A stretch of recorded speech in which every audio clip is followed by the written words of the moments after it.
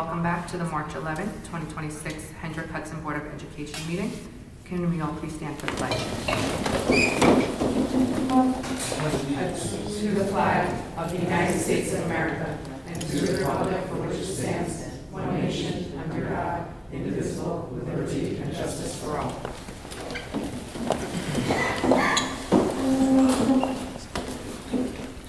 Okay. Looking at our agenda, can I ask for a motion to approve the agenda as stated? Motion to approve the agenda as stated. Second? All in favor? Carmen, do we have any audience comments on non-agenda items? We do not.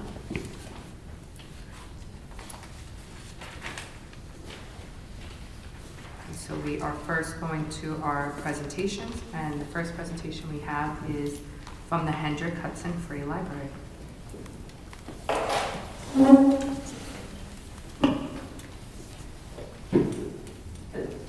President Silverman, Superintendent Trombley, member of the Hendrick Hudson School District Board and Administration, and fellow community members.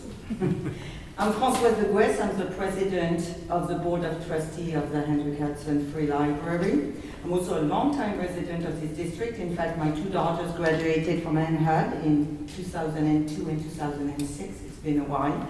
They both went to very good school and have had successful careers based on this foundation, so thank you. I'm here tonight along with the best library director in Westchester County and maybe in New York State, Jill Davis, and it's not just me saying this. Jill was just recognized by Dana Levenberg as a Woman's Distinction for leading the change in sustainability. So, great. I'm here to present the proposed library budget for the year 26-27 and to request that this proposal be included on the ballot that will be presented to the public on May 19, 2026. I want to look back a little bit at what we did in 2025. We have much to be proud of. We have circulated more than 130,000 items. Of those, 50,000 or so were digital. We have served nearly 90,000 patrons that came to our facilities to either check things out or take advantage of our many programs. We have over 2,200 programs that were attended by over 27,000 patrons of all age. We've got everything for sing-along for toddlers to arts and crafts for seniors and every age in between. Attendance has grown by more than 10,000 in 2025, in large part thanks to a very popular new library speaker consortium, which provides both live and recorded author discussion for both adults and children. We've added study pods, which provide quiet working space or quiet study pit space that people can come and use, and more than 5,200 patrons took advantage of this. And we keep loaning people our museum passes. If you haven't taken advantage of it, please do. Over 234 families have done that. We've got a great relationship with the community and with the town of Cortland. For instance, we have continued our collaboration with Kinocydo, and we provide weekly drop-in art program for children, as well as twice yearly adult art workshop led by the talented people at Kinocydo when it is closed in the winter. And this program has offered creative and meaningful experience for participants at all stages and have provided great synergy within the community. The people who would visit Kinocydo, which is a great place by the way, get to discover our library, and our library patrons get to discover Kinocydo, so it's really a great program. We've partnered with the Westchester Children's Museum, which happens to be in Rye, which is a bit of a drive.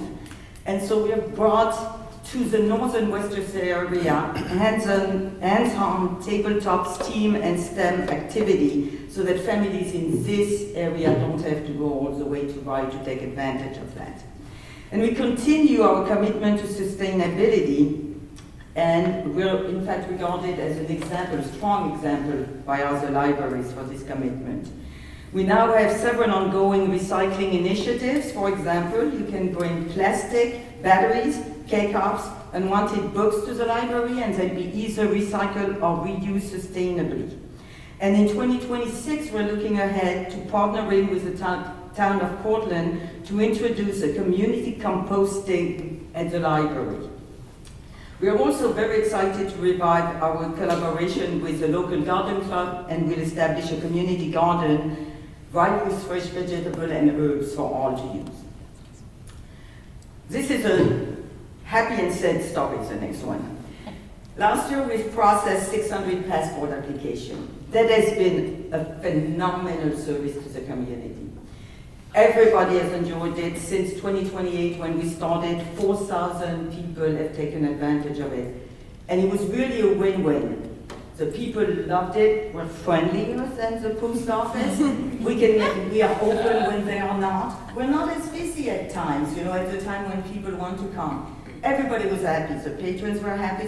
The post office were happy. The post office was referring people to us.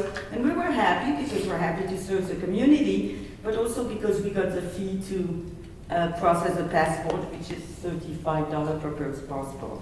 Unfortunately, this is not going forward in 2026 because somebody, I don't know, decided to implement a federal law that dates from 1920 that reads that non-governmental organization cannot participate in this program. So we're not alone in this boat. We've reached out to our congressmen. I encourage you to do the same. So, I don't know, keep your finger crossed. It's a crazy situation because really that was a great program.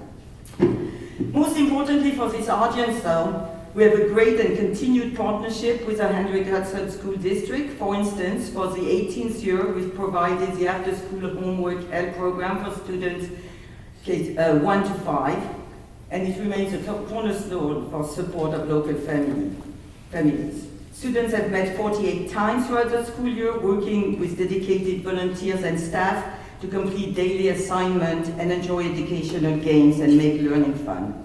We also run an adult English as a new language program, and every Monday 20 students or so come regularly to take advantage of this program. It is funded through a legacy grant, and we're very proud of being able to support and develop that community. We also do have family with kindergarten registration in 2 languages. Both the district and the library, by the way, keep being really committed to working together to ensure that our community receives the highest quality programs and services. And these are just a couple of examples. We're really happy with the relationship. Turning to the boring part of this, but possibly the important one, the numbers.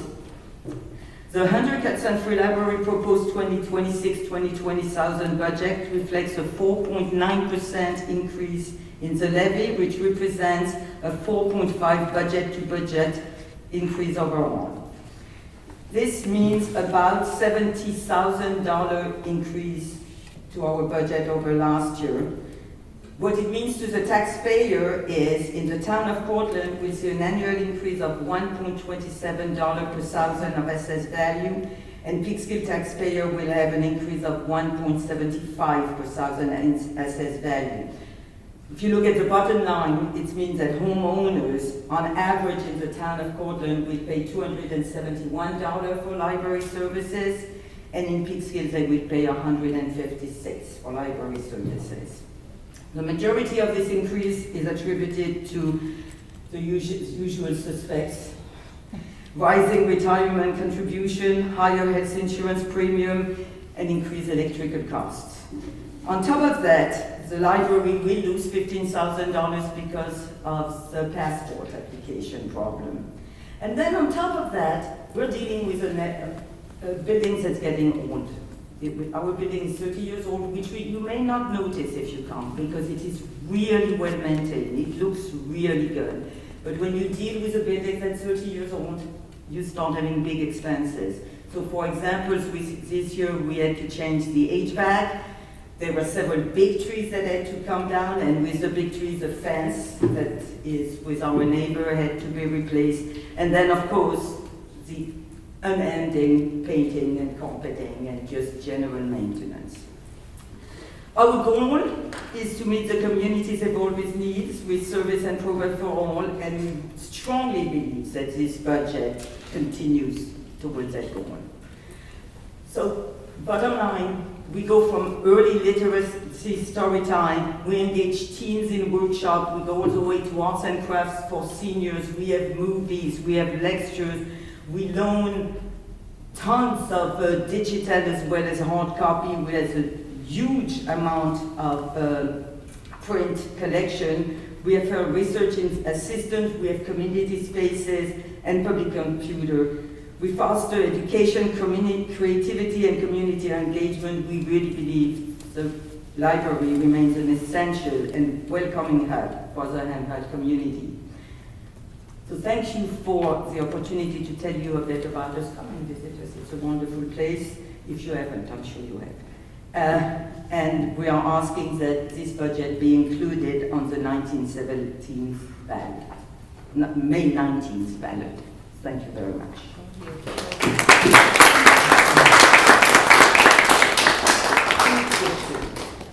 Oh, I do have some members. I am Mary Manor.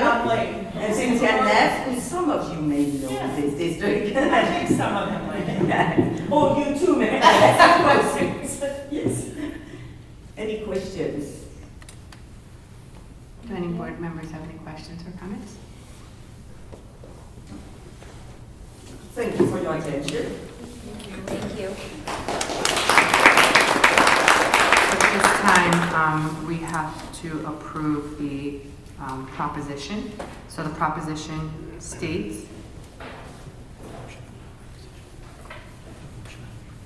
the motion on the proposition, and the proposition states, resolved that the sum of $1,775,000 raised by tax to be applied in support of the Hendrick Hudson Free Library, which has been registered by the State Board of Regents in the state of New York, which sum shall be raised by a levy of taxes on the taxable property of said school district. Motion. Yeah. Yeah. Motion to approve the proposition by the Hendrick Hudson Free Library. Second. All in favor? Thank you. Just before our partners from the Hendrick Hudson Free Library leave, I do want to echo that fantastic partnership that we have, and I thank you for not only hosting us for a number of our meetings that we have throughout the year, but always being a partner whenever the phone is picked up on how to support a student or a group of students, or how to problem solve, how to learn more about the community. I always say that the library and the school are the heart and the brain of the community, and I used to be able to say, oh, the library is the brain and the school is the heart. But with all of the services, all of the caring people that you have when you walk into the library, you could also be the heart of the community as well, too. So thank you for that. Thank you. Thank you. Wonderful director. Okay, we have two more presentations for the night. So the next one we have is, again, a program budget presentation from technology and from safety and security. So thank you. At this time, I'll ask our partners, Chris and Amanda, to come up from Alteris. And while they're coming up, I'll just give a brief recap. We continue on. This is the last evening of our program budget presentations.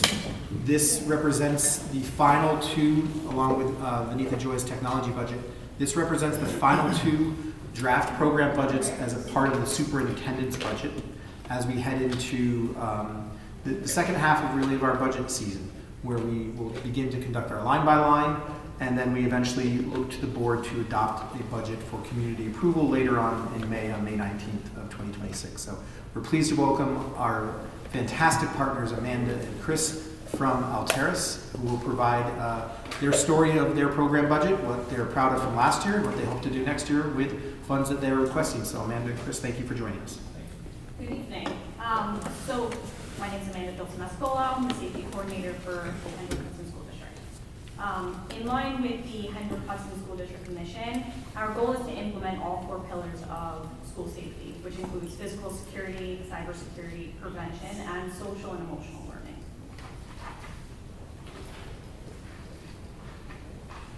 Go to the next one. So some of the highlights from the 25-26 school year is we've increased training throughout the district. So our guards, our safety monitors, received handle with care training. So this year, on top of that, they received first aid, CPR, AED, and Narcan. We increased training for our secretarial unit, so they all received a security training that was geared toward things that they would deal with. We've added additional Stop the Bleed kits at every building, so now every building is equipped with 2 Stop the Bleed kits. We've added an additional AED at the high school, which is located right outside the cafeteria. In conjunction with facilities, we've added new exterior PAs to the high school and Blue Mountain, so that is being done currently at the moment. Facilities did the elementary schools last year, so those tie into our lockdown system. So for PE classes outside, classes at the tennis courts, we want to ensure that all students outside can hear when there is an emergency. We've added additional cameras at various locations throughout the district. We've also added door alarms this year to specific buildings for elopement purposes. So areas that are off the beaten path or don't have cameras on them, we've placed door alarms there. We ensure that our CRG mapping is up to date. So CRG is our critical response group. Those maps are very detailed maps of our buildings that get shared with our first responders. So in case they ever need to come into our buildings for an emergency, they have exact locations of everything in our building. So those get updated yearly and then reviewed by all our first responders. This year, we also honed in on our threat assessment and risk assessment protocols in conjunction with PPS. So we've worked on those procedures for faculty and staff on how to handle those situations appropriately. We have completed all exterior door numbering for all buildings. We've added a new event safe module, so at each building during larger events, you don't get stuck at that main lobby while one person's getting scanned in very slowly. This will hopefully expedite during bigger events. We ensure that you're in compliance with NICEAD safety plans at the building and district level. So each year we update each building level and the district and then make sure you're in compliance with that public hearing, the comment period, and then pushing out to each safety team those new procedures so they are aware of them. This year in particular, we had DESH's law that got updated mid-year, so we had to re-approve those plans and then make sure that all faculty and staff were trained on the components of an AED.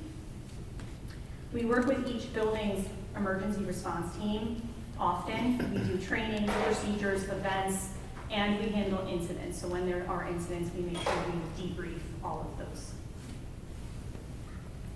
We also continue to strengthen positive partnerships between the school district and first responders. So that includes local fire department, EMS, Westchester County Police, State Police, Buchanan Police.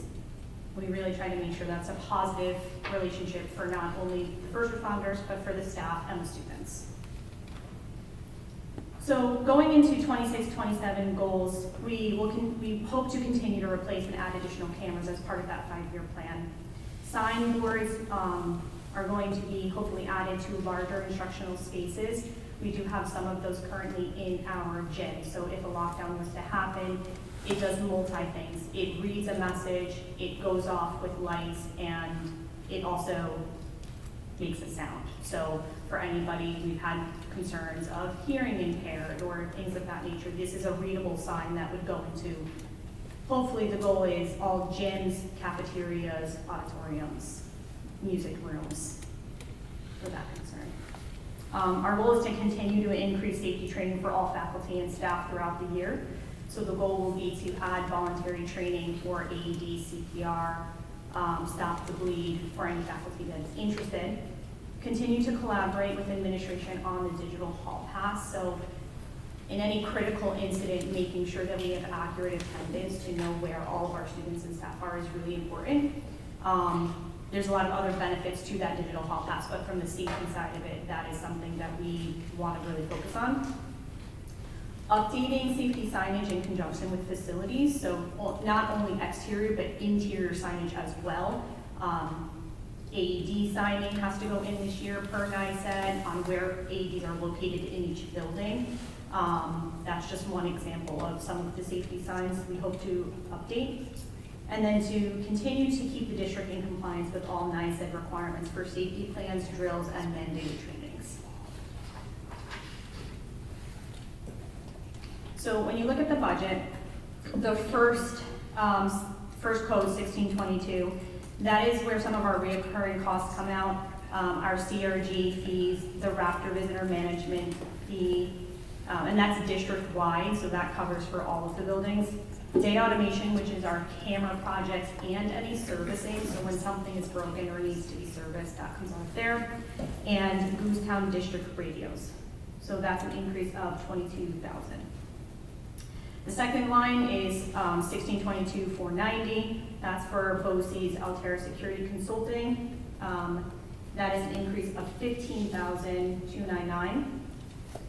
And then the next code, 450, is for supplies. So that covers badges district-wide, any replacements that are needed, lanyards, safety blinds, signage, interior door numbering, replacement for any devices such as our Raptor or signing in equipment.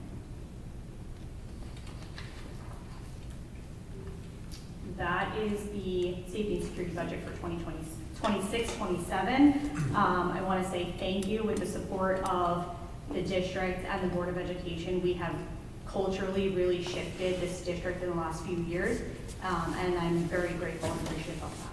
Thank you.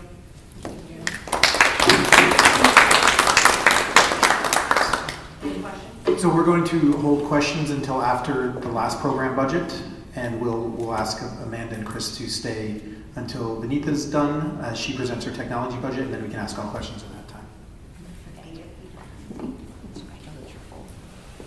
So this time we'll have Ms. Benita Joy, our Executive Director for Technology and Innovation, come to the podium to present her technology program budget. Benita? Thank you.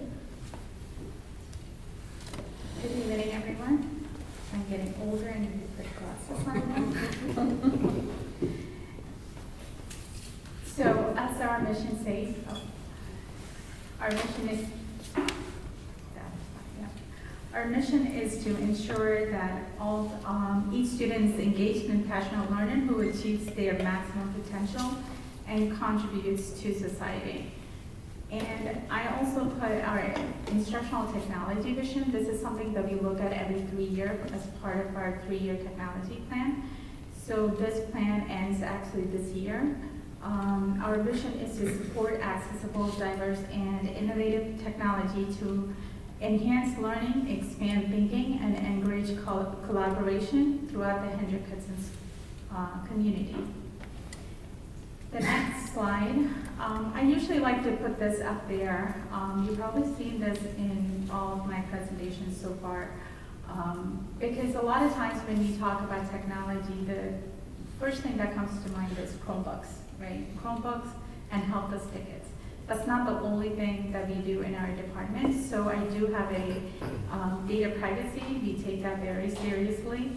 Networks infrastructure, that's basically the Wi-Fi, our closets where we have the switches, servers, all of that. Physical security and cybersecurity. So I work very closely with Amanda's team, Alteris, in a lot of the camera projects, Informacast Fusion upgrade system, which is our, when 911 and lockdowns happens, how when you push a button, how everything works together.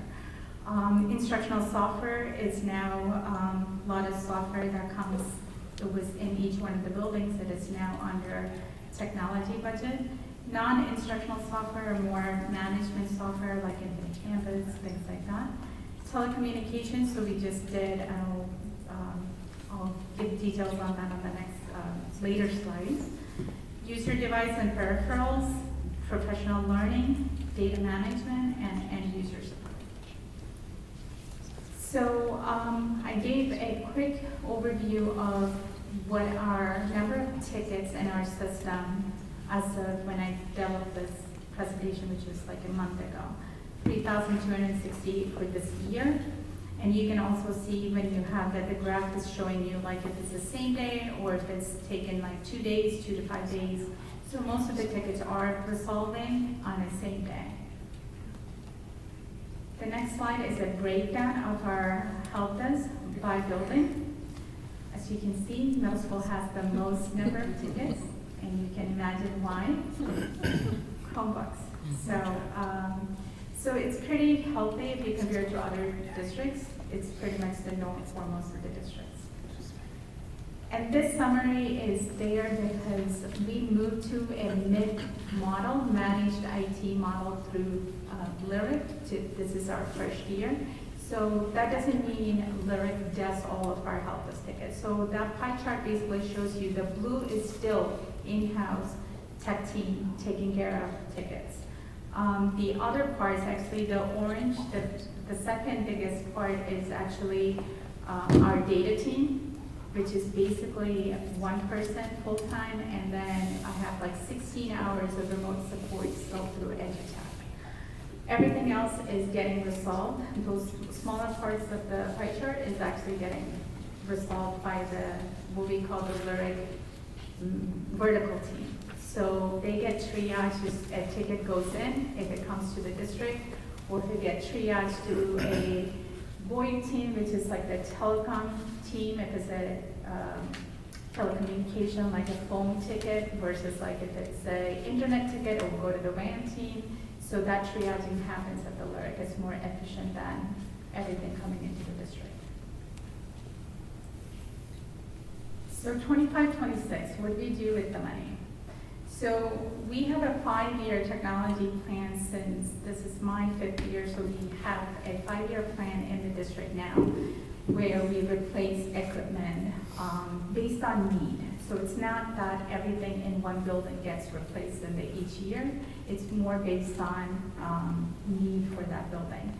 So this year we had Buchanan Brookline teacher stations were converted to a laptop model. So we've been doing that for the last 3 years. Next year is the middle school. So teachers don't have a desktop now at the 3 elementary school. They are using a laptop, just like where all the offices are doing the same thing. New Chromebooks for the 5th and 9th graders were deployed this year. And also I wanted to, STEAM Innovation Day, this was the 4th year for STEAM Innovation Day. It was a huge success. Thank you to Nikki Fischetti, and also I have a announcement to make. Nikki Fischetti, this is her 2nd year. She's also our 2026 Lyric Tel Award for Outstanding Innovative Instructional Technology Coach. And she was nominated by Dr. Collins, so thank you. So she's very excited. She's very busy actually working with us on planning the date for the 16th. Unfortunately, she won't be there on the 16th because she's getting her award on the 16th.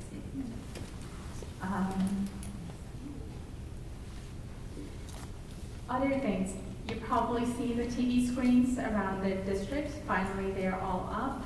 Everybody loves them. I've seen kids stopping by and looking at their faces because now you have student photos on those screens, so it's been very well received by the buildings.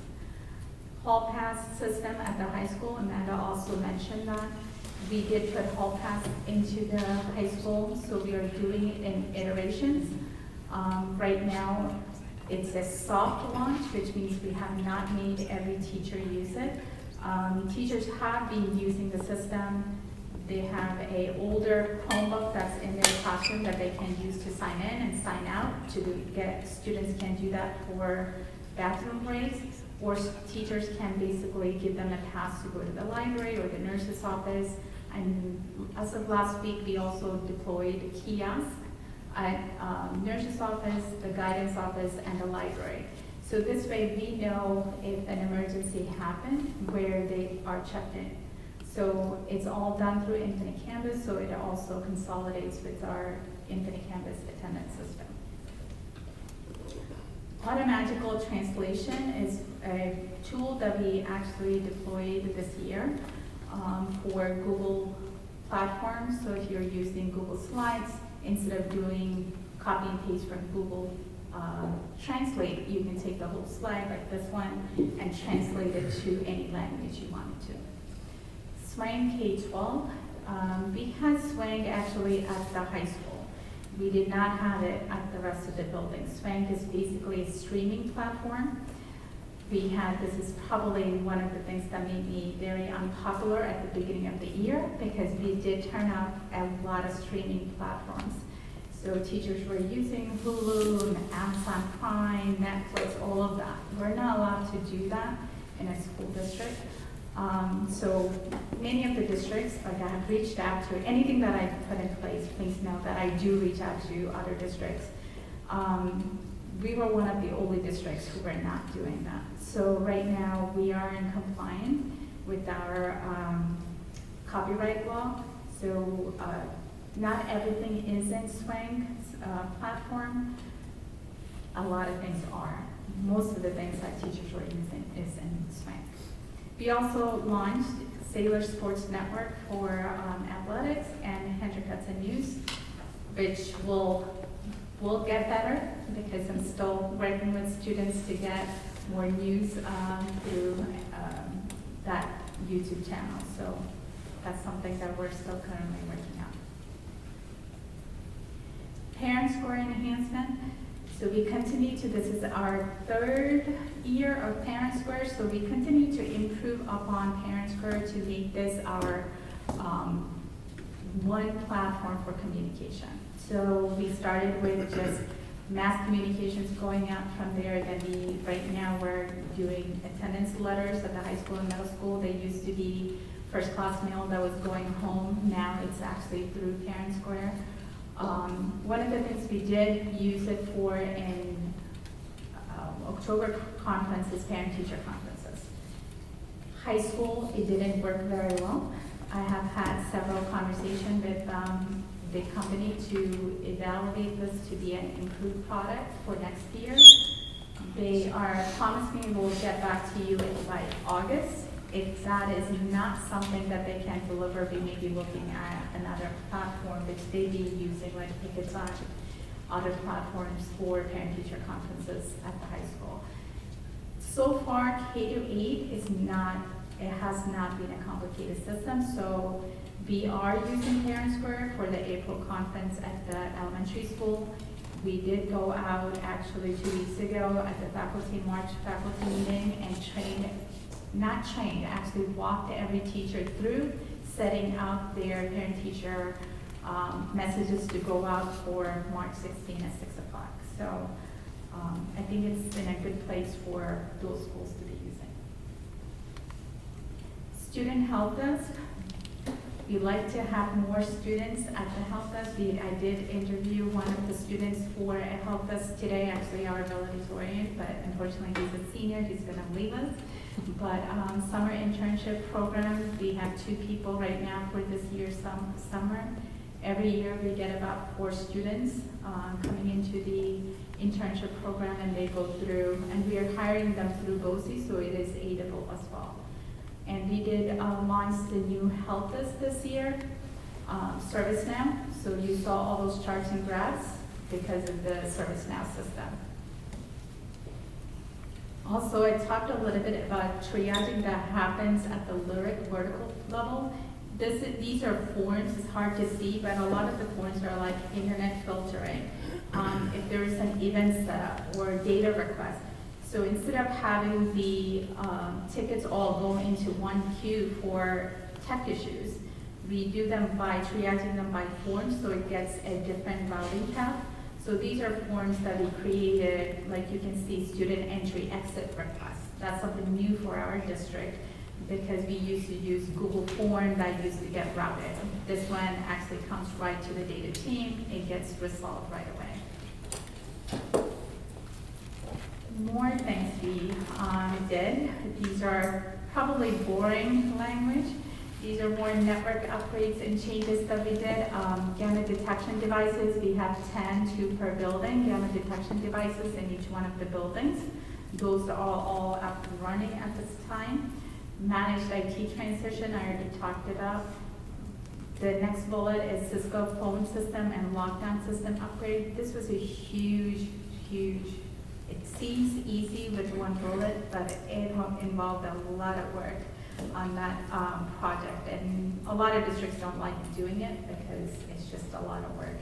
And of course, we worked very closely with Amanda to make sure all the alerts are going, all the signs are turning on, locks are coming down when that button is pushed. So far, like today, I did hear from FGL that everything went really good. The high school lockdown went really good, knock on wood. So far, the last few lockdowns since the upgrade has been going really well.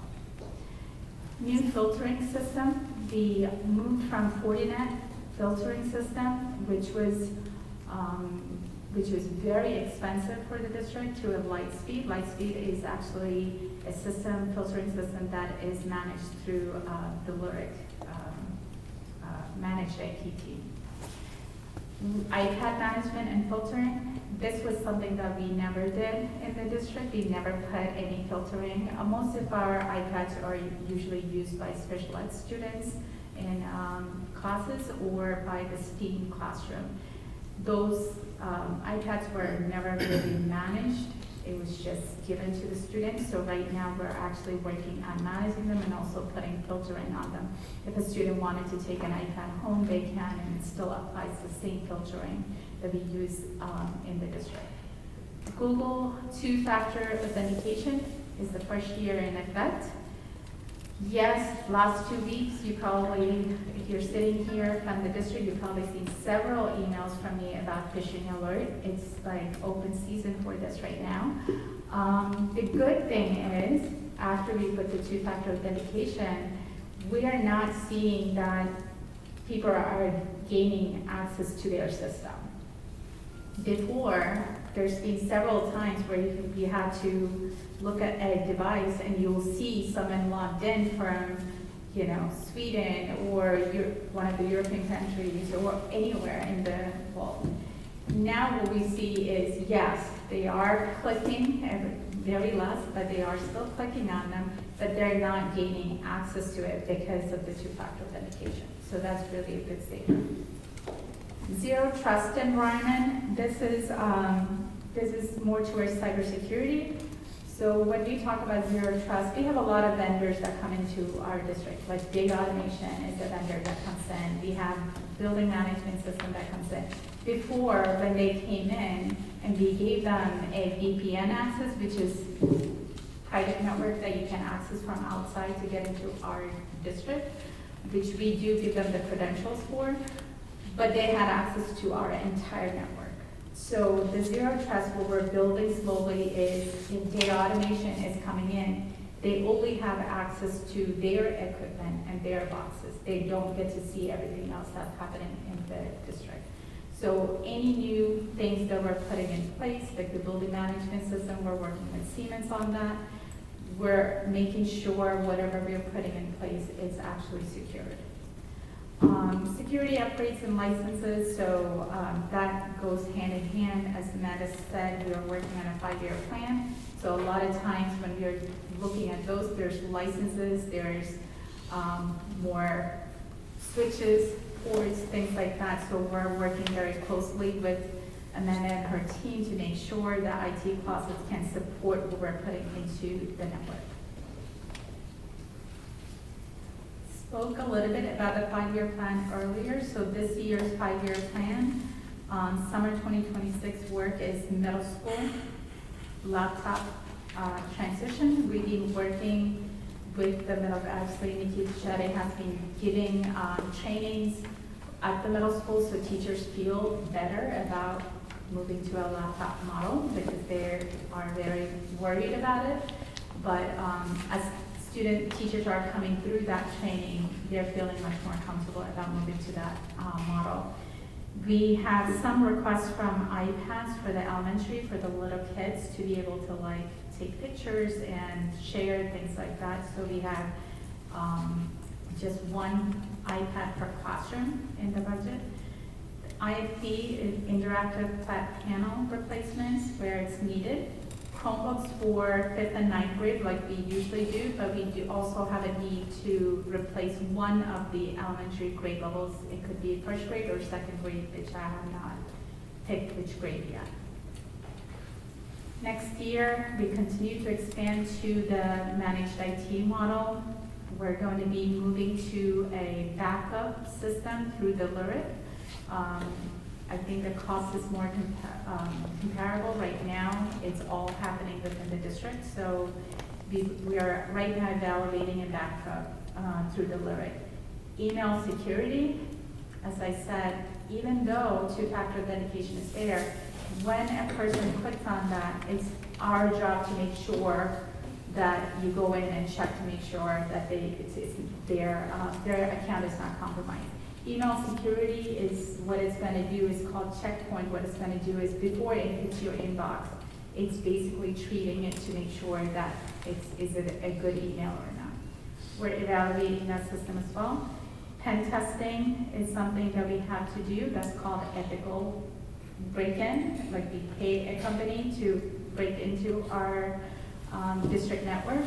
And we did not do that this year by audit standards. We're supposed to do that every year. We didn't do that this year only because we were in the middle of transition. So next year we'll definitely be doing that. Hall pass system to continue to expand that to the middle school. We're also, the last three systems are working with Dr. Scollins. Digital portfolio, part of the portrait of the graduate work, NTSS system, we're evaluating something for that, and also the benchmarking tool, we're right now in piloting 2 separate systems to see how that's gonna go. Okay, so budget numbers. The first line item is always there because that's emergencies, like if something happened, we wanna be able to, like if a server blew up, or there's a water leak in one of my closets, and how do you fix that? That's not something that we budget. We budgeted through the computer hardware. It's basically emergency funding. So if, like this year, it hasn't been used yet. The next line item is just a mileage. The contractual line item, 26,400. That's more like Infinite Canvas, the printers, our ISB, inventory system, things like that. So you see a negative number because contractual budget, we talked about Fortinet filtering system being a very expensive system. When we moved to Lightspeed, I also moved that to BOCES. So that's why you see like a 140,000 decrease. It's not all filtering, but a huge part of that is in filtering. Materials and supplies, I'm not increasing that, it's staying neutral at this time. Computer software, over the last 2-3 years, we've been moving software from the buildings to my budget. So that's why you see an increase. We're still finding every once in a while a software that teachers are using that's not in my budget. So as we find it, Jill is very good at telling me about it, and she will come and say, did you approve this? Then we go through the LRTD requirements and things like that, and then we move it and budget it for my budget. Services from BOCES. So last year, because of the transition that we were going into, a lot of numbers were up in the air. That's why you see a negative, because we are saving a little bit money there. It's not saving, it's actually kind of juggling between the contractual and the BOCES budget back and forth. Computer lease, so that's the IPA, installment purchase agreement. This year, I really hope that we get some computers with a decent price. The prices are nowhere close to where it used to be. So that's why you see an increase there. Also, this is our 4th IPA that's coming in. So every year you have an IPA, it's a 5-year IPA, so it gets added on under one of the IPA's drop off. Overall, it's actually negative 336,497.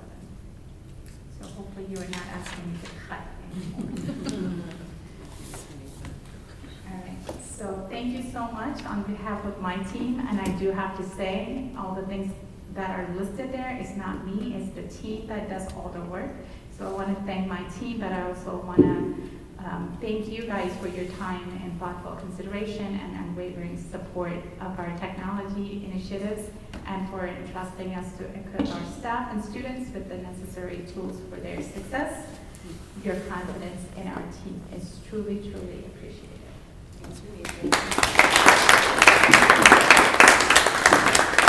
Thank you, Vinitha, and also thank you to Amanda and Chris. Before I turn it over to questions from the Board of Education on our specific program budgets that were presented, just want to take a moment to thank the 3 of you. Amanda, Chris, you presented on our safety and security budget, Vinitha, our technology budget. Often parts of our program that aren't associated with direct student access. But one of the things that sets Amanda and Chris and Danita apart as they oversee their departments is their constant connection back to how their actions will impact students. So it makes them not only wonderful people to always put our students at the center of their decisions, but also wonderful educational leaders. So thank you for the time and the commitment you give to that. So thank you again. And so President Silverman, I'll turn it over to board questions on the content from our presentations. Thank you. Looking back at either of those presentations, does anybody have any questions or comments you want to ask our? Sure. One of the things I was going to ask, Anita, I know you moved a lot of things over to like the stuff from BOCES, and we get sort of like something back doing it through BOCES, right? Yes. So anything that we purchase through BOCES, depending on which courser it is, sometimes it's a little different when it's a hardware courser versus instructional, but around 40% back. It's not on the same year, you see it on the next year. Additionally, one of the other benefits of purchasing services through BOCES is not only some state aid reimbursement, but at the end of the year, Jill, correct me if they've changed this, but at the end of the year, if BOCES makes a profit as a whole, there is participation-based refunds to the district based upon how many services they use. So that's also another benefit. Now, it doesn't go, the particular aid does not go back into our program budget. So if Anita purchases X amount of services and has 40% aid on those services, it does not go back into her budget specifically, it goes back into our general fund. And it's a really good benefit is we take advantage of now the IPA, which is the installment purchase agreement for the hardware. We used to buy through Chase before, and we've never gotten any aid. So that's a huge part of our aid that benefited. Thank you. Anyone else have any? Yeah, go right ahead, Alexis. So my question was in regards to the safety of our folks that are using our facilities. So we get tons and tons of building use requests. I assume that when it's internal, that staff has like training and there's always somebody in charge.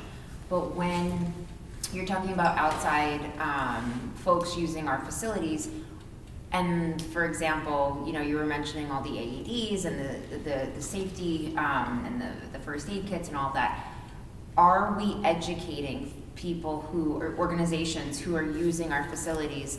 Is there a process in place to educate those who don't work here that when they are on our property, this is where you can turn in case of an emergency? So for example, there's the town of Portland football using lower FGL. Do they know what to do in an emergency on our grounds? So that's counterpart. Amanda, please come up to the microphone, sorry. Thank you, Amanda and Chris. There's two pieces to that. So Town of Portland, because I think they anticipated this law changing, Town of Portland actually worked with our facilities department last year to install some outdoor AEDs. So that was in conjunction with our school district. So I would assume that they know, right, we have one on the maintenance garage by FGL Fields. We have one on the corner of Furnace Woods facing Blue Mountain. Those are handled and cared for by the Town of Portland, but we do have access to them because they are on our buildings. Specific training, no, but we do have a meeting actually coming up with the Town of Portland, which we can bring this up to them as well. For our programs that are established in our district, like Mother Connection, we do, so as of last year, we do have someone who sits on our building emergency response team that is part of Mother Connection. And the Mother Connection director sits on our district safety team. So any concerns that they have come to us. Last year, we did a training for all of Mother Connection. Alteris did a training for them as a whole. And I just met with Laura the other day to discuss going over more training for them. But we have added them to all of our district safety teams. Also, as of last year, the Department of Education made it mandatory that any program that does use the building after hours And so we provided what our emergency response procedures are. So anybody that will fill out that building use form will be provided as to directions of what to do in a lockdown, a lockout, evacuation. Is it like, is it, I'm just curious, let's use a random example. Baseball's using the dome, right? And they're practicing here at 7 p.m. and there's not really many, there's not staff, whatever, and a child goes down. So when they fill out the building use form, are they getting written instruction, or is somebody saying, hey, like, we know you're on the schedule, we want to just go over procedures? Like, is there a process in place for that? So we did switch to the building use form being online this Yeah. year. I will circle back to make sure that that is part of it, but for our after-school program, we do ensure that that is something that we partner with the athletic director on, that all athletics, that has to do with ours, not just athletics, because it's every program, Yeah. that they do know about. But I will circle back on those few programs that don't have a seat at the table for our emergency teams, Okay. to ensure that they do. And additionally, Amanda, we had discussed, and just let me know if we have implemented it yet, Amanda being included in the chain of authority for the building use form, so that way Amanda could get her eyes on eventually, once we get her in that chain of approval, she could have her eyes on it and recommend to us, you really should have this procedure in place or this body in place. Because I think most school districts struggle with how do we secure our buildings. These buildings are in use 18 hours a day, and we always want to make sure that we have safe and secure buildings, especially for the opening of the school the next day, but also for the safety of that event. And so there's a cost-benefit factor to that. So we have to say, are we going to have, whenever the building is open, we will have a single point of entry with a monitor, or are we going to put in place procedures that we will ask people to follow and we will monitor if they follow those? So these are all discussions that we go through each year. Amanda and I meet at least monthly, or bi-weekly, I'm sorry, even though I move the meeting a lot, sorry. We talk about these things, and we know that these are all things we have very easy solutions on paper to fix them, but it requires people. We are a people business, and we also know that people are one of the largest expenses of our budget. Okay. Yeah. I just wanted to say too, I did notice one of your goals for next year was to increase the safety signage. So in that, like, along with what Alexis was saying, maybe making sure that the signage is in the high key, like, areas that we're using. So like the dome, like the ones that are being used for after, because I did see that was one of your goals. So just making sure it's not just, for the during the day use, but yeah, after And school. we do have a guard here most nights till 8:45. He is trained. I have spoken with the facilities director to possibly include some of that training for our custodians, because if the building is open, our custodians are here. And obviously, our custodians also drive as well. So that has been something that we have been talking about, that we can definitely push to increase the following year.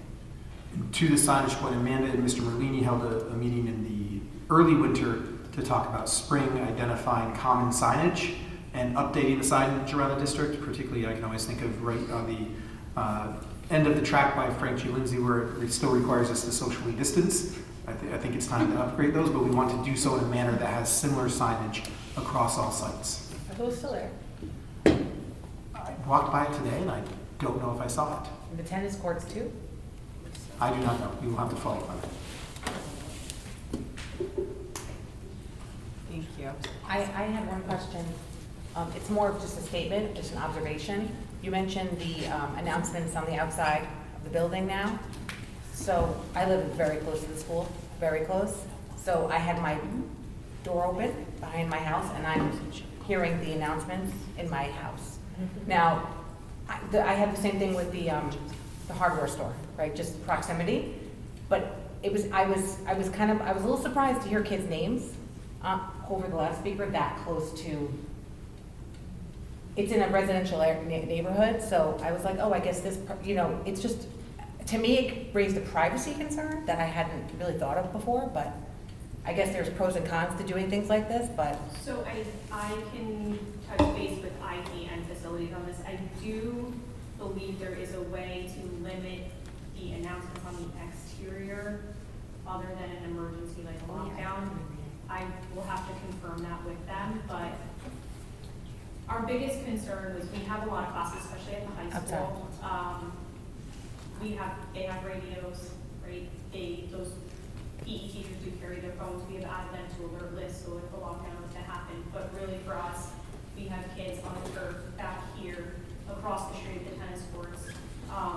So making sure that in an emergency, they are quickly notified and they know what's going on. And also, FGL is very close as well. So if there is something going on at one of those schools, the other school should immediately know as well.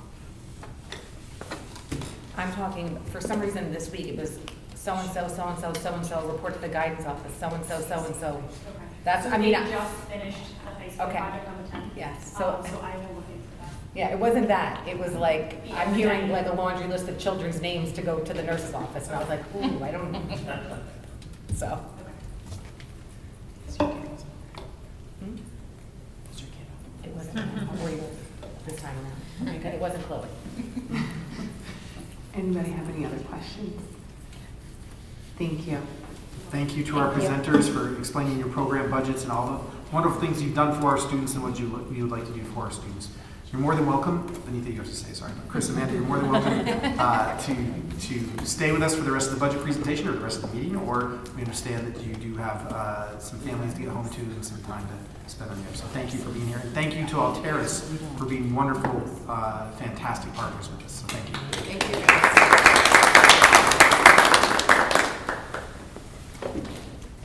So that concludes our program presentations for this evening. I just want to revisit a few items as we continue to refine and develop our budget. Just a word on budget process. Where we stand right now is that we have a current, we have a current budget to budget increase from the 2025-2026 school year of a 6.6% increase from last year. What are the major components of the budget increase? It's similar to what you heard from the library because it is similar to most large systems or large organizations in today's society. It is primarily the health insurance premiums that we provide for our staff, contractual obligations that we have from year to year, and then our debt service as a school district. So those are the main reasons for the increase. Remember, we're talking about the expense side of the budget. In a public school system, we are mandated to balance our expenses with revenue. And again, our revenue can come from a number of different sources. The main sources that we as a school district look to are our state aid, our revenues, and then our local tax levy. In this district, we used to have a major portion of our school district revenues come from pilots or payments in lieu of taxes. These were agreements such as with the former Indian Point Energy Center that provided large pilots. And as you're all well aware of, we have lost one of those major pilots. So our expenses continue to increase primarily due to those main expense categories that you see there. In a school district, I shared this last meeting, the New York State tax cap legislation has forced schools to do more with less. Frivolous spending or thoughts of frivolous spending went out the window with that. We are required through numerous audit committees, audit reports, financial reports to share every aspect of our district operations. The dollars that we receive from any source go directly to educating students. That's through programs that they have as far as education. That is staff that supports our students, the buses that bring our students. This is where we have to do our hard work of looking at those programs, of looking at the staff, of looking at our expenses, especially in a paradigm of losing $25 million of what is now approximately $102 million budget. So these are the tough decisions we have to have. But wanted to just remind people of what our major budget drivers were. We had a more detailed conversation in December where Jill provided, because we have some outlook at that time, we know what our major budget drivers will be. But a major budget driver of any organization are those contractual obligations, which include employee benefits, which include salaries, which include the benefits that are associated with supporting the people who work for us and for our children. And I just provided some key terms there. I'm not going to insult your intelligence, especially at this time of the evening. But there have been, I've noticed, in some, listen, school finance is a unique category.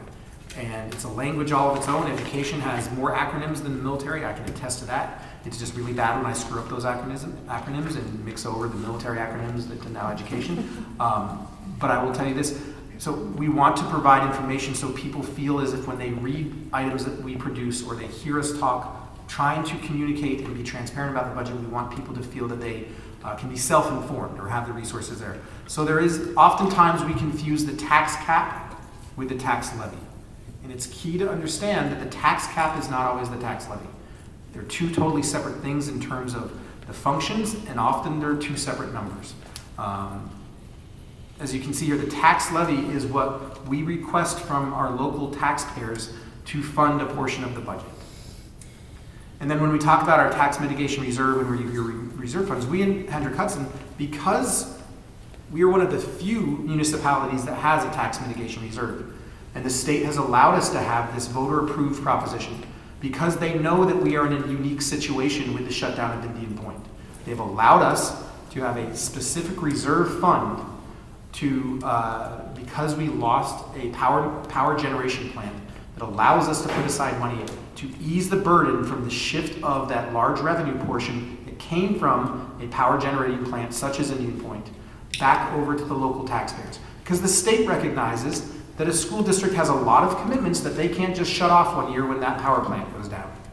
That we still have commitments in contractual expenses. That we still have to educate our students. And that when that plant shuts down, even though it didn't appear, and it still doesn't appear that they had any long-term plan when they shut that plant down on how to shift our funding formula, this was one of the mitigating, not to use the word, but one of the aspects that they put into place to allow our school district to hopefully transition away from that large $25 million pilot and transition it back over to other sources of revenue.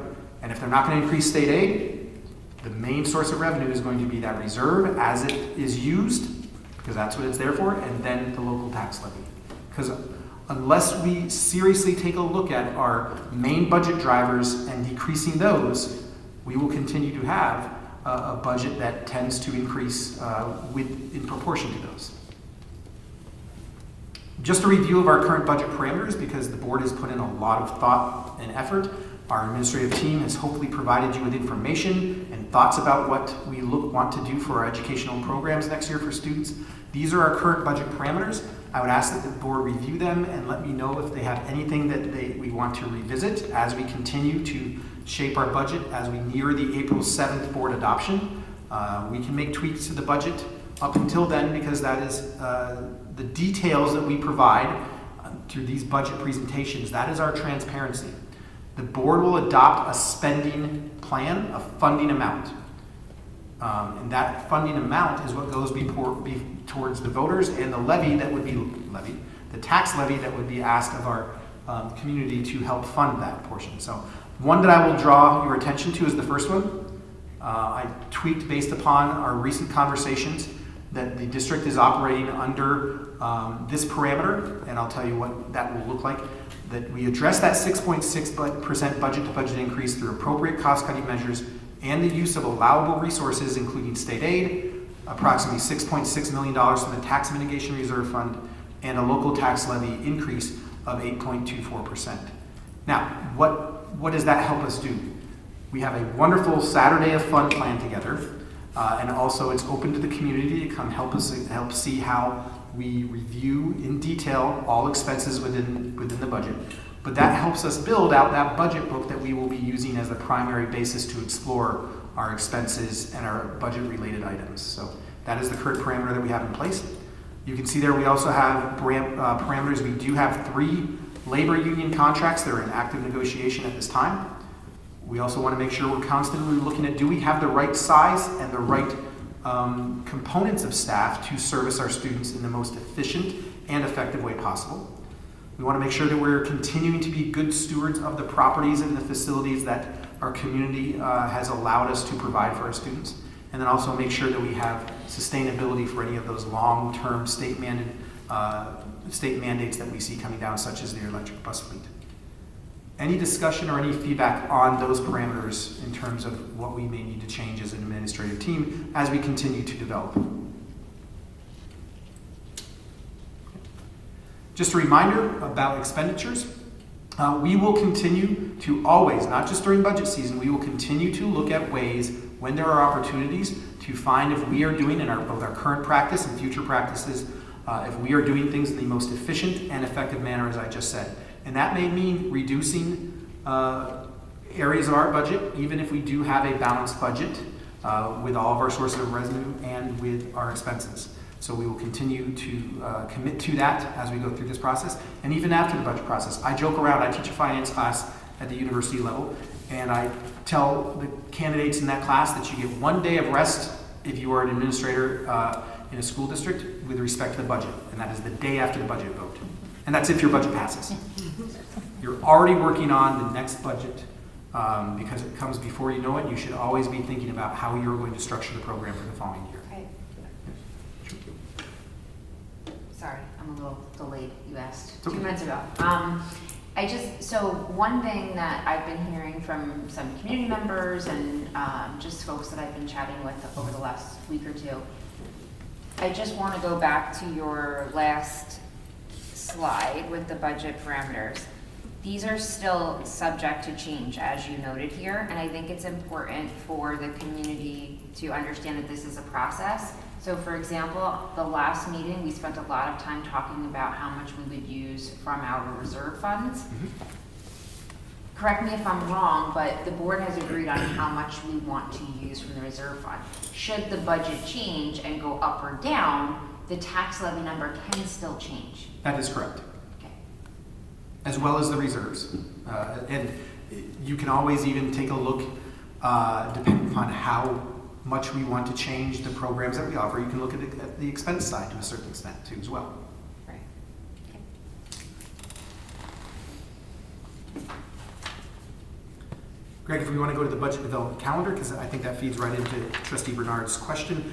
If you look at our current budget development calendar, you can see we're right in the March. We're actually at the March 11th, where the Hendrick Hudson Free Library presented their budget. You can see that on the 7th of April, that is when the Board of Education will adopt the budget. That is, for all intents and purposes, the last option to make changes to the budget that we will propose to the community. So there's still time. To that end, you'll see in a moment here that we still want to hear your feedback. We will still have opportunities for the community to provide their feedback as we go through this process. If we look into those stakeholder opportunities, we have 2 coming up in terms of board meet and greets. These are opportunities for our community to meet with members of the board, certain members of the Board of Education before the board meetings to express their feedback, to ask questions. We have one coming up on April 7th and one coming up on April 21st. Additionally, once we normally will have community budget forums that occur right after adoption. We're going to make sure that we're out ahead of the adoption as well so that people can continue to provide feedback. So you will notice that on the 19th of March from 5 to 5:45, we will have a virtual meeting that I will facilitate with pre-registered questions about the budget. Those pre-registered questions, you do not have to register to attend. But if you would like to, if you cannot attend, but you would still like to ask a question, please email me, and your question will be used, answered at that forum, even if you cannot attend. If you are able to attend, we welcome you to attend. Write your name in the who you are, and have your camera on. Engage with us, and we'll have a lovely conversation about your questions about the budget or anything that we can provide you to help make you an informed vote on May 19th. Additionally, we have our line-by-line budget meeting coming up in just a few days on the 21st. That is Saturday. That will start at 8 a.m. in the morning at the Hendrick Hudson High School Library. And then we will have a community budget forum on the 23rd, which is, I believe, a Monday from 6:15 to 7 p.m., also in person at the Hendrick Hudson High School Library. Yes. I just wanted to add, I know you mentioned the 2 remaining board meet and greets. There is a place for you to sign up. There is a Sign Up Genius, and that it does close out 24 hours prior to that meeting. So any person who would like to attend, there is a Sign Up Genius for that. I know we have some already signed up for both of those, but if any community members are unsure of how, they can always reach out to us for assistance. Yes, thank you. And here are the mandated reminders about the school budget process. We do hold our budget vote on the third Tuesday of May. That will be the 19th of May this year. We will hold a public hearing. If you look at our calendar, we will hold our public hearing on May 6th. We will then mail the official notice. It's termed our soundings, but that is technically our official budget notice will be mailed to all community members. That will be on the 8th. After the line by line, and as we get closer to that May 8th deadline as well, we will have physical copies of our budget book that includes all line by line expenditure items. We provide copies at each building. We provide it at the district office, and I believe we put it in the Hendrick Hudson Free Library too, correct? So our copy machine named Carl has been working overtime, getting ready for the line by line budget. Carl was not happy today, so yes. I just want to add, because Chloe I think she just said she's eligible to vote this year. Yeah. This is She has to actually. register. Hmm? She has to You register. just have to go see Carmen. Yeah. We'll go on No, the website. no, on She the has to website. register. It's on Westchester Gov. It has to go through Westchester Gov. Because so this is actually a good time to say this, I think. Yes. When you get your driver's license in New York State, they ask you if you'd like to register to vote.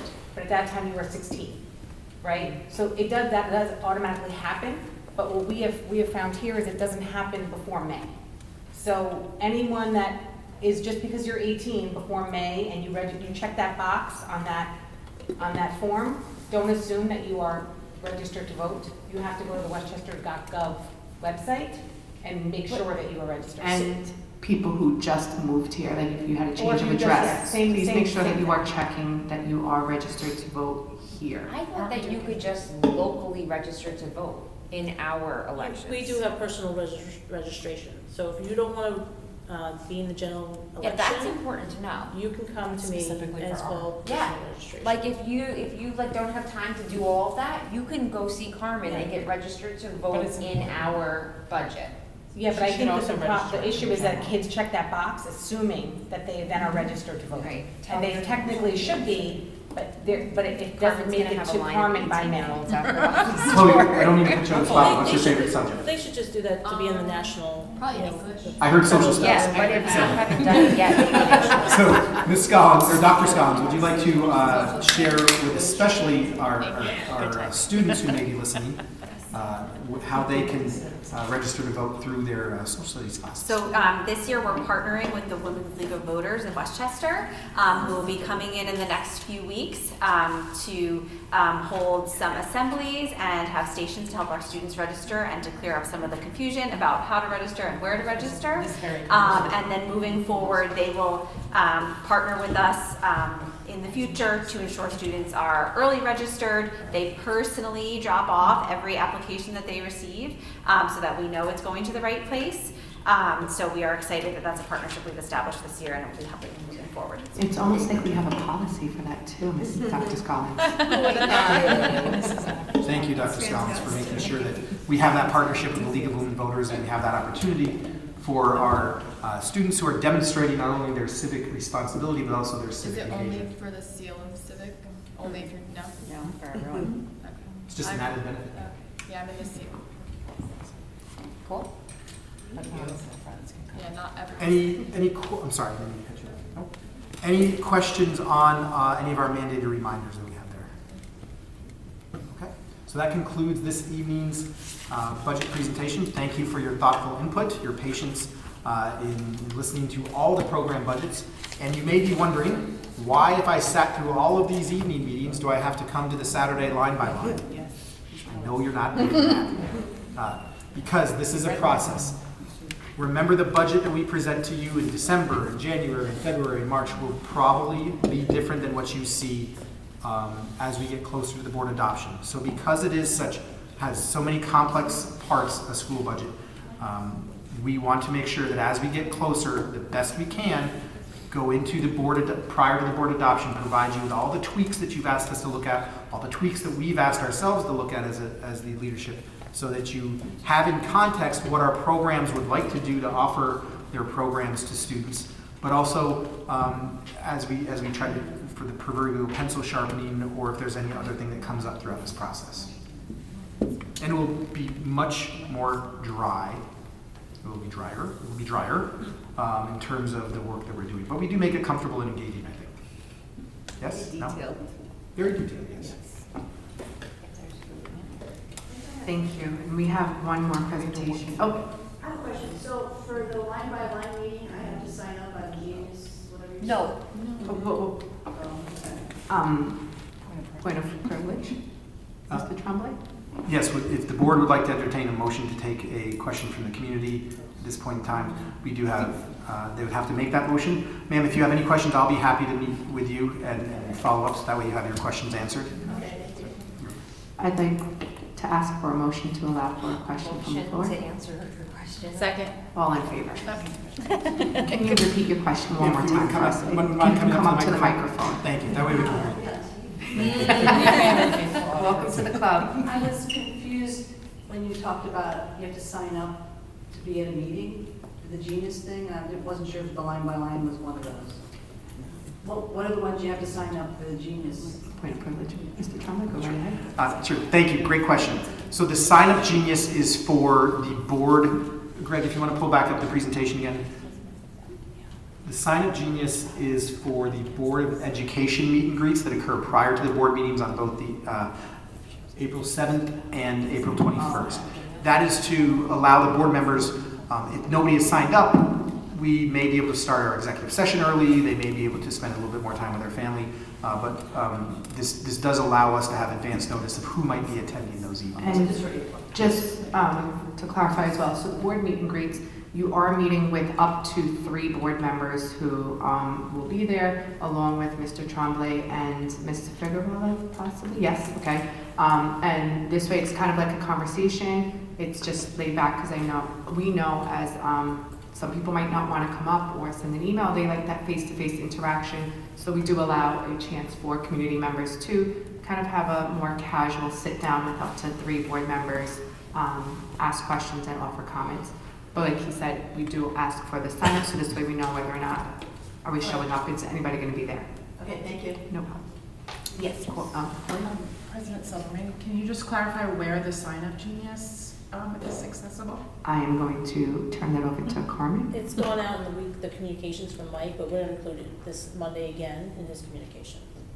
So so people will click this sign up. Yeah, we have it right for in the- there. It's been there in for a his couple communi- months. Several times put onto the community. Yes, thank you. And so to answer the question, what about other opportunities for our community budget forums, the majority of them, other than that virtual one coming up on the 19th, you do not need any type of sign up to attend. You can just come. We'd love to have a nice conversation with you. The only reason behind on the 19th, there being the opportunity to submit a question ahead of time if you cannot come but still would like to hear that answered, because we will record that meeting and then send that out. And the line by line, we do offer 2 periods for public comment. We know there's a lot of material being consumed and provided at that time, so we do have 2 portions for public comment and that's why we try to break it up into similar type budget areas or program areas, so that way if you have a particular question about a particular code, you can have that question answered there. I have a question. So I know the Sign Up Genius has been going out to those weekly updates. What if I am a community member that does not receive those weekly updates? Is there another spot where those are located? It went out on the postcard to the community, went out on the postcard to the community. Probably put it on. We'd always be able to, if you email, Greg, if you want to put the presentation back up. If you have any trouble with the Sign Up Genius, you can email me, and my email address will be displayed on the screen right now. Greg, it's slide number, is that it already? 37. Thank you. You can see my email address right there, michael.trombley@henhudschools.org, or Carmen Koch, which is on one of the next slides for the district clerk. Carmen's email should be up there. No, it was up there. Okay.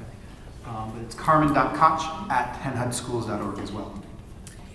We have been doing our weekly update after each board meeting, so we could include a link and even a QR code to the Sign Up Genius on that after this meeting. And that goes out more widely on social media too, so that might be a good way for us to get that link out.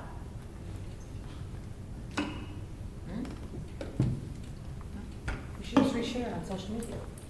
Yeah. Just But on its own. we're gonna send that out anyway, so we can just make sure that's on there.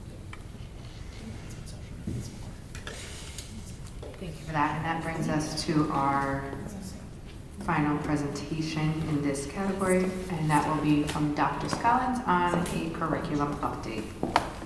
So as Dr. Scullin comes to the podium, we want to make sure that we are providing the board and the community with the opportunity to hear changes that we are considering to improve, enhance our instructional program, and also provide that with enough opportunity so that parents can ask questions before those changes go in place. So Dr. Scollins, thank you for coming with some of those. Thank you. And before I get started with our curriculum updates, I just want to put a plug in for kindergarten registration that is active and live, and we hope everyone takes advantage of going to the library for their support or coming and reaching out to register your child for kindergarten. Believe it or not, it is going to happen. September's almost here, folks. So tonight I'm excited to present some of the work of the curriculum committee. I presented earlier in the year about some of the initiatives and committees that we've been working on this year, and we're at a point now where we've made some decisions and recommendations as a committee, and I'm excited to share those here. So our first committee that has met at the middle school and the high school is a science committee looking at our science education program between grades 6 to 12. There are new science learning standards that have been rolled out as they phased out the current Regents program and are updating the examinations as well as the standards themselves. The standards themselves are phenomena-based, so really asking our students to engage with the science, or looking at ways to experiment with and see and be present with that type of experience, not just memorizing vocabulary. So over the last few months, since September, our site-based teams have met. Blue Mountain and the high school have had meetings with various stakeholders with their site-based teams. They've had students in part of these committee meetings, and they've met both separately and then together as a high school and middle school team. What we were really looking at is our 8th grade opportunities and then our 9th grade opportunities and a chemistry textbook. So those are the 3 big changes that I'm going to be sharing about this evening. Over the last few years, the science program at Blue Mountain has included living environment regions for all in 8th grade. The living environment regions, this is the last year for the living environment regions. We're going back to biology, which is what it was back in the day. So the type of instruction has changed. So the recommendation for 8th grade next year is to have an open enrollment biology course. So anyone of our 8th grade students who are interested in biology and taking a Regents level class in 8th grade would be able to take the Regents in 8th grade. And then anyone who isn't interested in that opportunity would take this traditional Science 8 pathway. The Science 8 pathway does culminate in New York State exam. So while it doesn't get you high school credit, you are following the traditional pathway for New York State education. All of our students in 9th grade would then take Earth and Space Science Regents. Currently, our 9th graders come in and typically take Earth and Space Science, which was Earth Science, and it culminates in a Regents. And also we had an opportunity for students to take physics in 9th grade. We call it Physics 9 and take the physics Regents in 9th grade. With the changing of the standards and the learning standards and the math that's required, as well as the level of science knowledge for physics that's required in the new standards, the team does not feel it is appropriate to offer that Physics 9 option in 9th grade. So we still want to provide our students with the opportunity to challenge themselves when it comes to our earth and space sciences. So the solution that the team has shared is all of our students would take the earth and space science regents at the end of 9th grade. And students could decide if they wanted to take the traditional earth and space science course, or if they would like to challenge themselves, they would enroll in AP Environmental Science, which would prepare them for the AP exam, as well as the earth and space science regents. It's a lot of science. My last piece to our science is, of course, when New York State changes our learning standards, that means our resources are no longer appropriate. So with our phenomena-based teaching, we're really looking at interactive lab-based experiences for our students. So our chemistry department has reviewed four different offerings from different textbooks, and I have textbooks in quotes there because there's always a digital component, and so it's not the traditional paper textbook that we grew up on, and I put my paper bag on it to make sure it's staying safe in my backpack. So each of the publishers they looked at had positives and negatives. Ultimately, they felt Cognity, which I have included a link just to the general page there, is the best fit for our district. It has the greatest level of flexibility. It does integrate with Schoology, which is the platform our high school uses, and it is the most reasonable price out of the ones we looked at. Their software allows for teaching through fully digital and a mixture of print and digital materials. Their units are also arranged around phenomena and fully customizable to the needs that we have depending on what order we want to teach our units in. We can work with BOCES to contract through BOCES. So that is our exciting update about textbooks and science. I also want to share that we have at our curriculum committee over the last few months have really been taking a look at our math experience at Blue Mountain Middle School, working with our K-5 math coach and Sharon Foreman, one of our math consultants that we've been partnering with. We've had the opportunity to really look at vertically our math instruction.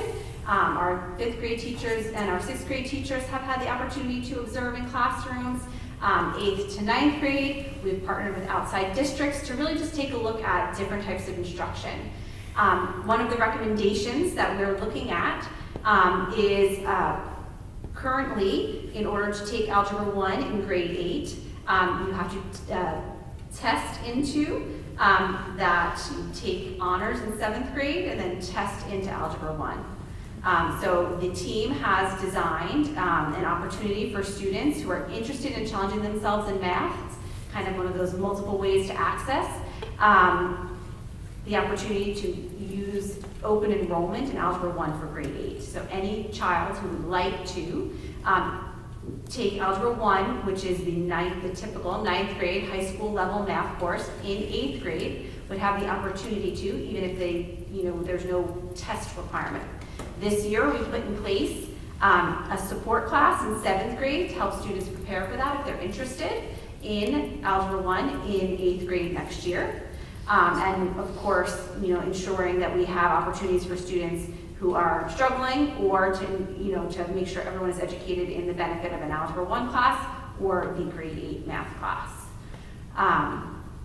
Two other changes at Blue Mountain is that we are looking and partnering with our PPS office in the ES Smarts curriculum, which we already have in the district, to include executive functioning in our 6th and 7th grade classes, and looking at bringing Hen Hud Life, which is currently in 9th grade, down to our 8th grade to help students as they transition into high school. Next steps. So as we make this change for 8th grade science, we do need to take time to look at what are we teaching in 6th and 7th grade to ensure that the curriculum is consistent and that it flows nicely for students who are taking either pathway, living in the biology pathway or the traditional pathway. We will continue our 6-8 math review and really taking a look at how do we support students vertically.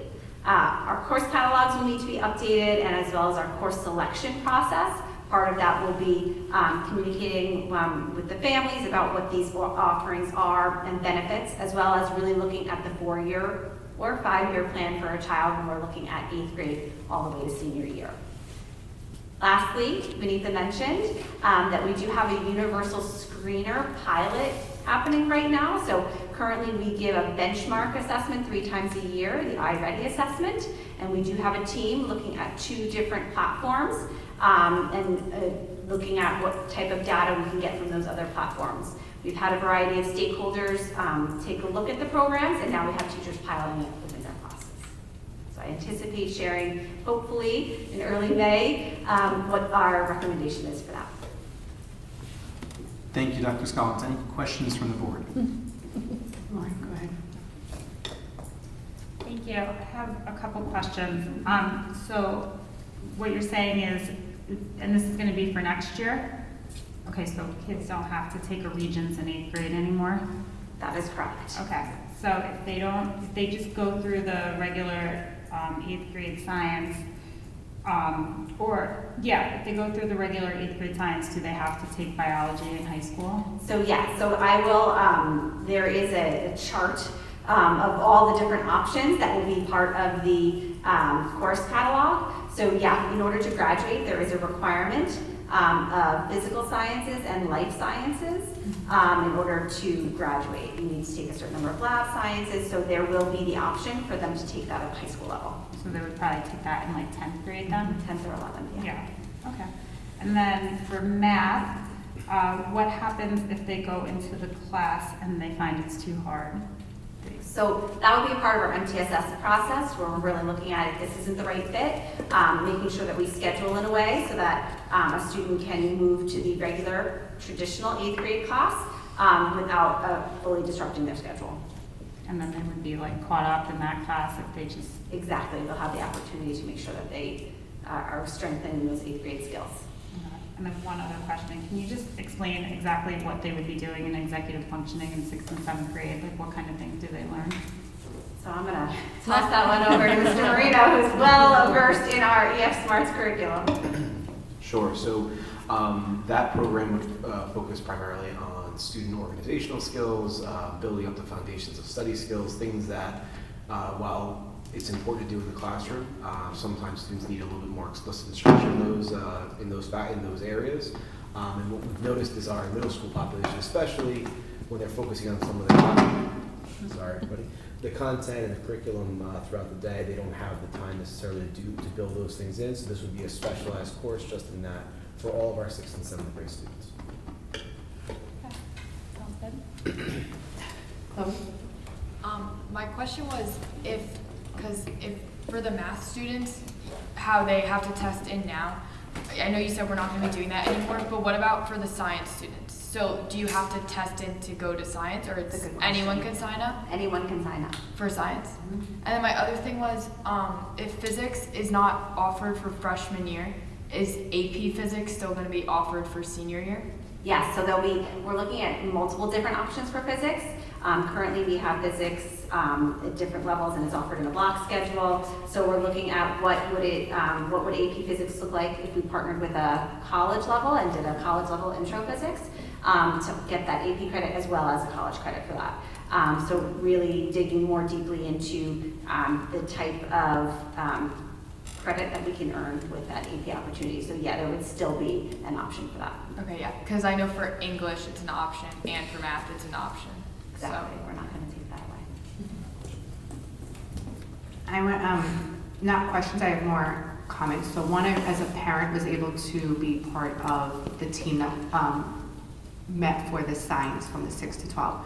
And just to confirm for you, courses were not removed. They were looking at standards and how they could just be maneuvered into what would be the most appropriate time for the students to take it. So no courses were removed, or saying, like, even though it looks like, oh no, we're not going to offer Physics 9, it was just they had established some of the, and we were looking at going on to College Board and seeing for certain EPs what were like the prereqs for it, and certain courses they needed like more of Algebra 2, Math for it, so. Algebra 1 isn't enough for Yes, physics. You need so Algebra 2, and then that's why you should take it junior year.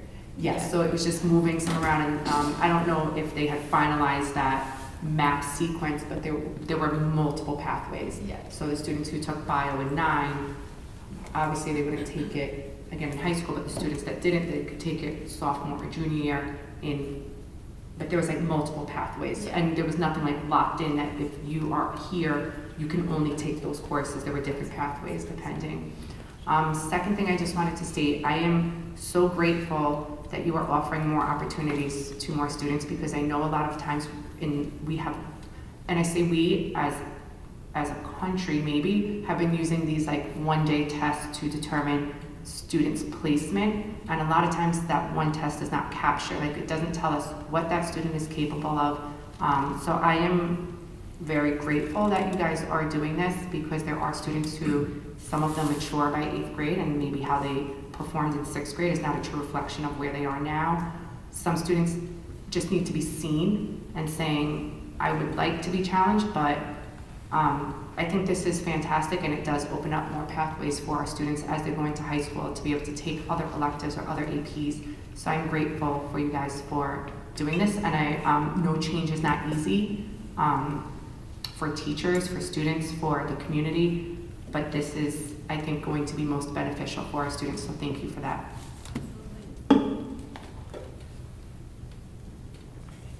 Thank you, Dr. Scollins.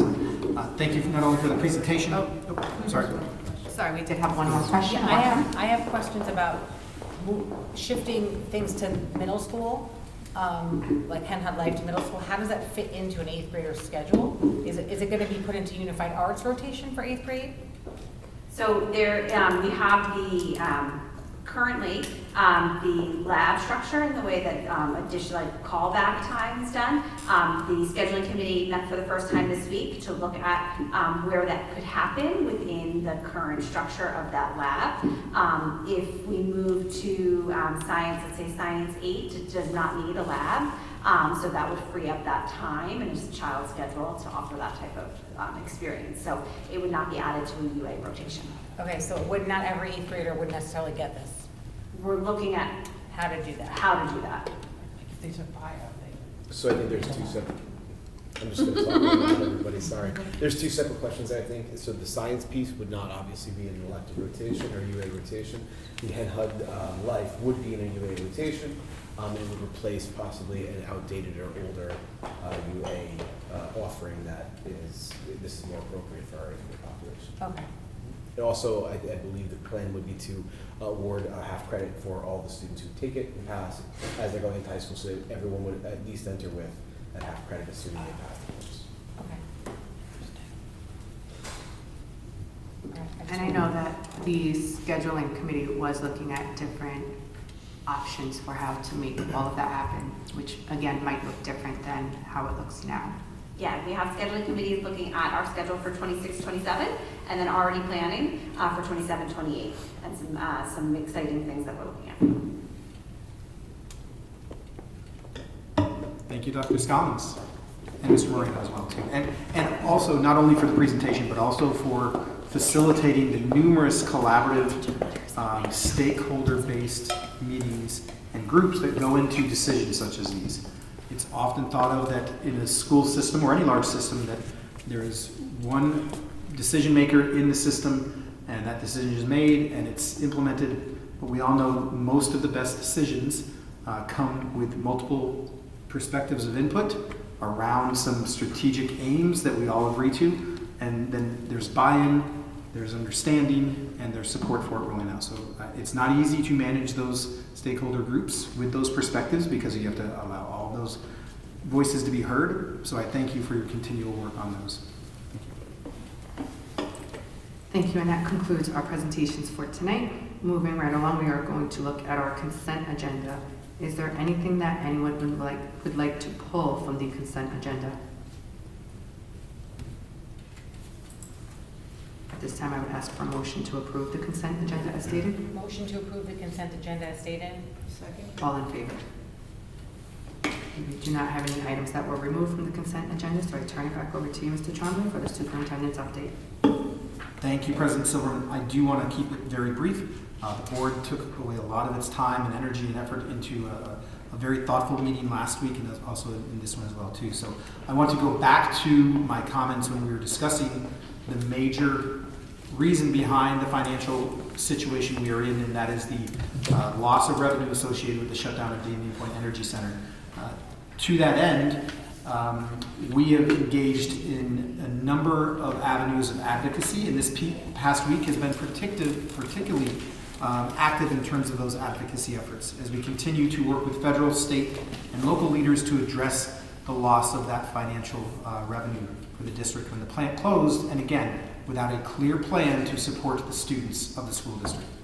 Over the past 2 weeks, our community has participated in several of these opportunities. First, Congressman Michael Lawler has introduced a slightly revised version of the Stranded Act, which would allow our district to access federal funds connected to spent nuclear fuel currently being stored within our community. And just earlier today, we welcomed Damian Garcia from Senator Kristen Gillibrand's Hudson Valley office. During his visit, he spent considerable time at the Hendrick Hudson High School, Frank G. Lindsay Elementary School, and Buchanan Verplaine School. I had the opportunity to join for a good portion of the high school visit, and one of the most powerful aspects of the visit was seeing our students lead those tours, and I know that we had student leaders at the other buildings as well, but seeing our students lead those tours and share with Mr. Garcia what makes Hendrick Hudson such a special place to them. So they can speak the best to why Hendrick Hudson is special, so I'm glad he had the opportunity to hear from them. There truly is no better voice to communicate the impact of our schools than our students themselves. I would like to, if we display the screen, you can see we have those students who did lead Mr. Garcia on the tour today. We want to take a moment to recognize them. So visits like this, in addition to our student leaders who led that tour, require a great deal of coordination. I want to thank our students, our staff, our administrators, PTA colleagues, board members, and our transportation and security teams for supporting the logistics, and also to Josh Thompson for documenting the event. In particular, I would like to take a moment to recognize Ms. Penny Hine, one of our outstanding teachers and an HHEA officer who worked tirelessly to make this visit with Mr. Garcia possible.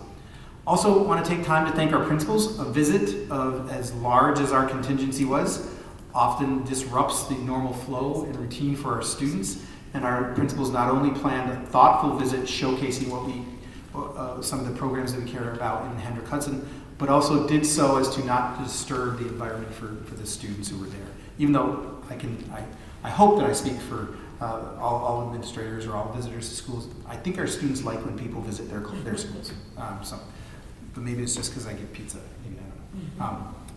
So when we looked at designing this visit, we highlighted the work of our staff and students, but we also were incredibly fortunate to have our PTA advocacy committee. A number of our board members attended this. We also had, in particular, Trustee Mills and Trustee Hubin, as well as Beth Gruber, joined us for this visit. And these combined advocacy efforts represent great partnerships between the Board of Education, the district, our PTA partners, our teachers union, and they really do reflect the heart and passion of our community for the school system. So I'm very thankful for that. I'm also pleased to share a direct outcome of that visit today was that we received written confirmation from Senator Gillibrand's office that they will reach across the aisle and support the legislation that was introduced by Congressman Lawler as the process of that revised Stranded Act moves forward. So we always say this, and that was my message to when I met with Congressman Lawler, that it's not enough to just sponsor an act, you have to see it through for us and our children. Finally, this Friday, our district will host representatives from Governor Hochul's office. During their visit, we will, in a similar manner, showcase the programs at the high school, Blue Mountain Middle School, and Furnace Woods Elementary School. So those representatives from Governor Hochul's office can see firsthand the programs that make Hendrick Hudson special and understand the importance of ensuring the funding necessary to sustain them. So thank you, Greg. Appreciate you displaying that. I want to just do a quick reminder that the district will be hosting a citizen preparedness training on April 30th from 7 to 8 p.m. at BV. This session is being coordinated with Amanda and our safety and security team in partnership with members of the United States Air Force, New York Guard, and Department of Homeland Security and Emergency Services. It's meant to prepare families in the event that they experience a household emergency or a larger regional emergency. There is a pre-registration event. It'll be in my weekly update on how to pre-register for that. And if you pre-register, you get a free go bag. So you can take all the items out of it if you want and use the bag, or you can keep the items in there that are meant to assist you in the unfortunate event of an emergency that impacts the region. And also, we need a certain number of individuals to register for that event to take place. So when that does come up, I urge you to please register if you have any interest in that. There are no questions regarding follow-up at this time, and I will tell my children who are watching to please go to bed. So that is my update. Thank you. Moving us along to our cabinet updates. We will table them for this week. Okay, and then we are moving on to our committee reports. Okay, so Mike just gave us a great rundown of our meeting today, and I was fortunate enough to be on the tour. Erica and I got to be the board members on the tour, and it was amazing because for me it was a reminder, sort of why I'm here, to be with the kids and the teachers and the principals in the buildings while all the hubbub was happening. It was a really great opportunity, so I'm very grateful that we were able to put that together. We're still advocating for the Stranded Act while we work through the new bill that Congressman Lawler has introduced. So we are still encouraging everybody in our community to please advocate on behalf of the school district. We have hard copy one-pagers that people can take. We have an online letter that's very simple to fill out, and we ask everyone to personalize that, send it in, and that is for federal legislation that will help give the district more funds. So far, we have 655 letters that have been sent to advocate for the Stranded Act. So thank you to everybody who has contributed, and those are just online letters. We don't get any feedback about in-person letters or phone calls, but that information is on there too, so please call. We're also advocating at the state level. So Mr. Trombley also mentioned that we have a meeting coming up with Governor Hochul's office, and that's going to be another opportunity for us to advocate for funds at the state level. And so we have another advocacy initiative that we're asking everybody, another call to action here. And this went out this week from the PTA Advocacy Committee, but this again is a group effort. Everybody involved in the administration, the board, the PTA, HHEA, HHCEF, everybody is involved in this, and this is really a great community effort. This is an opportunity for us to ask to have the cessation mitigation program extended. Right now, our eligibility ends, as it says right there, after 27-28. So we are really fighting to get more state aid. And this is one way that we as a community can do it. Same thing, you can call, you can write letters, you can email, or we have an online letter in the same format as the Stranded Act. So you can click on that, put in your information, and since we started this meeting, we've sent 3 more letters. So to whoever that was, thank you. Because before we started tonight, I wrote down 172, and now it says 175. But this is the same as the Stranded Act in format, but for a different revenue stream. So if you've already done one, please do both, because we need as much support from both the state and federal levels we can possibly get. I just want to add on to there. I had done the one for the Stranded Act a couple weeks ago when it was first presented, and I did get an email back from there saying thank you for my letter, and it was personal. Like, I'm sure but it's just nice to know that it was received. So Yeah. I did get a confirmation back just the other day. So it did take some time, but I did get a confirmation email back saying we received your letter. Thank you for advocating for your school. Amazing. That's awesome. I love to hear that. And the great thing about this is a very wraparound approach where anybody in the community at any level can participate. And this gives all of our intended recipients multiple ways to be contacted. So phone, letters, calls, in-person visits like we're scheduling now, all of those combined are really what's going to help us, I think, the most. So thanks to everybody. Keep going. If anybody, point of information, if anybody is sitting on the fence on whether or not to send either of the letters, just a few tidbits of information that I find coincidental, especially with the Stranded Act. If the Stranded Act is passed as it stands today in legislation and in process, that will be approximately $26 million in revenue to the school district annually, which I'm a social studies guy, but that's pretty darn close to that number that we keep throwing around of $25 million loss in annual revenue to the school district. So it seems like a no-brainer to me. Obviously, if it is passed, I'm sure there's some regulatory compliance or regulatory matters we have to work through, and who knows if it would be actually a full $26 million. But it is what I feel is our strongest, easiest, if passed, fix to the revenue problem that we have in our budget when they shut down the plant without plans for our children in the school district. Additionally, in terms of the cessation mitigation fund, a point that I will bring up is that utility payers in New York State will see charges on their utility bill to fund that fund. It is used by municipalities that are impacted by the shutdown of a power generation plant, and they have a limited time to use that. The last check that I did, and this was with the PTA advocacy president, we looked at the bill because there is an annual report that goes out from that. I want to say there was $63 million in that fund, and there were only 2 municipalities accessing it. And so the state of New York is collecting funds to build a reserve to use, and they're only providing it to 2 municipalities. So they're sitting on those funds when it could be used to help our students.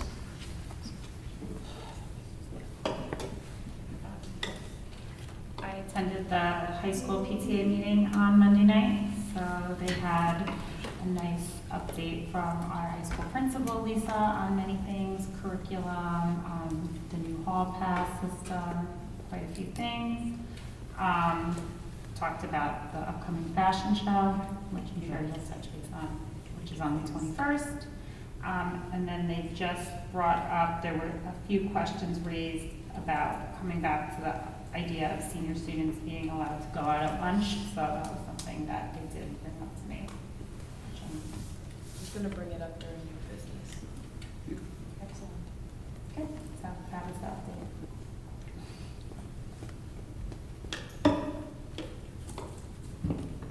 We met yesterday for a facilities meeting. We didn't have too much to talk about with the current project, but we were discussing one of our goals is to create sort of a 10-year roadmap. Earlier in the school year, we had discussed with Anthony coming back to us with a list of items that didn't fit in the bond that we are or the capital project that we're currently doing. The list is really long, Amelia, Exhibit A. And it's small Front print, and back. single-spaced, front, back, side to side. And it's not glamorous. There's things in there that are just essential to maintaining our buildings and facilities. So the next step is going to be for the team to label a ballpark idea of cost, not specific, as well as the priority. So is it something that's urgent? Is it something that can wait a few years? Or is it something that needs to get done in the next 10 years? So once we have that, we'll be able to really create that 10-year plan for the board and share it with you, likely April, May. I think a meeting around there. Next meeting was mid-April. Yes, but we have like a lot of budget things and all of that. So sometime in April or May, we should be able to share with the board our facilities plan. Which leading to that, we did also talk about when we would be able to take the next big capital project. That would probably not be until 2036, start discussing 2032. So we did talk about what are the items that could potentially, and that's part of our bucket list of where they priorities, what could wait for that next big debt project and what kind of needed to be done. Now, we did talk about, is there opportunities that we could take on smaller debts, but again, that would add money to the budget that we would present to the community, so, you know, being mindful of that. And then the last thing we talked about was waiting on the consult for our bus proposal. They were, as of yesterday, still unsure of what was going to be given to us in terms of state aid and asking for those buses. So just as the board will see a much more detailed boring update in their weekly update, but we did receive what's called the One House budget summaries today, which is as the House and the Senate do deliberate on those budgets. We do see an indication that the Assembly is going to be, again, this is just wish list items or this is draft items, they're not finalized.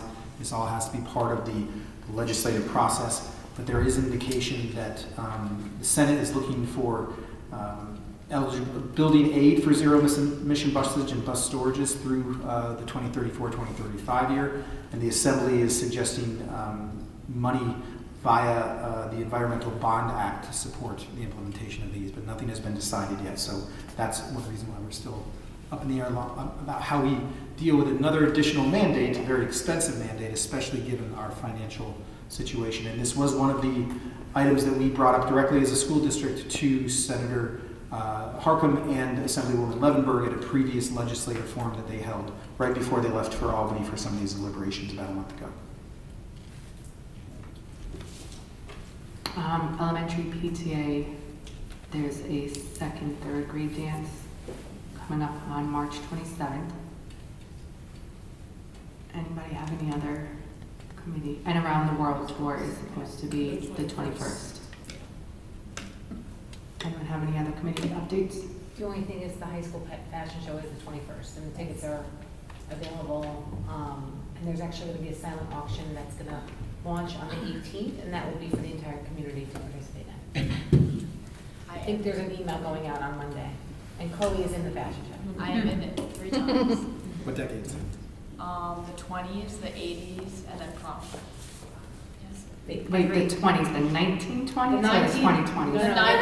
So in the 1920s, we're calling the jazz age. Oh, the jazz Yes. age. Okay. And then the 80s is electric energy. For the 80s, I'm wearing a dress from the 80s too. You were literally wearing I'm wearing one of the mom's homecoming dresses. Sweet 16 or bar mitzvah. Yeah.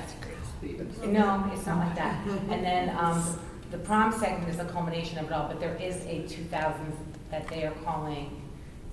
This has been months of me doing this, I still don't know the name. 90s is minimalistic cool. The 2000s is, what is the 2000s? I'm sorry? Minimalistic. Yeah, they all have their own names.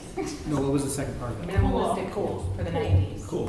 I was never cool, so We know that. So anyway, yes, Chloe is in the very beginning of the show, And then right middle of the the show. middle and the end for prom. Do you have to wear the prom dress that you're going to be wearing for prom in the fashion Absolutely show? not. You're Okay. not, Absolutely not. you're not supposed to wear the dress that you bought, and it's like this big thing where you're not supposed to, and then also they give you one. So like the one I'm wearing is, I don't know. like- Historically, so in the previously, Hendrick Hudson used to have a junior prom. So historically, the students wore their junior prom dress to the fashion show. But we don't have a junior prom anymore. So now it has become the committee's responsibility to make sure that every student has a dress available So to do you them. have any old prom dresses? So we probably have 80 to 100 prom dresses that we keep in stock that we dress students in. They're welcome to wear their own dresses from home, but most of them are loners. May have to check my closet to find my junior crown, junior king prom crown. This was gonna come out. Just saying. The Blue Mountain Middle School PTA has 3 things coming up. Tomorrow is the Lucky Graham fundraiser, so if you're at the middle school, $3, you can pay in cash and send somebody a Lucky Graham. The umbrella sale is still going on. We've got rain coming, so buy an umbrella. Spring sports have begun, so you can poke somebody with your umbrella sitting next to you.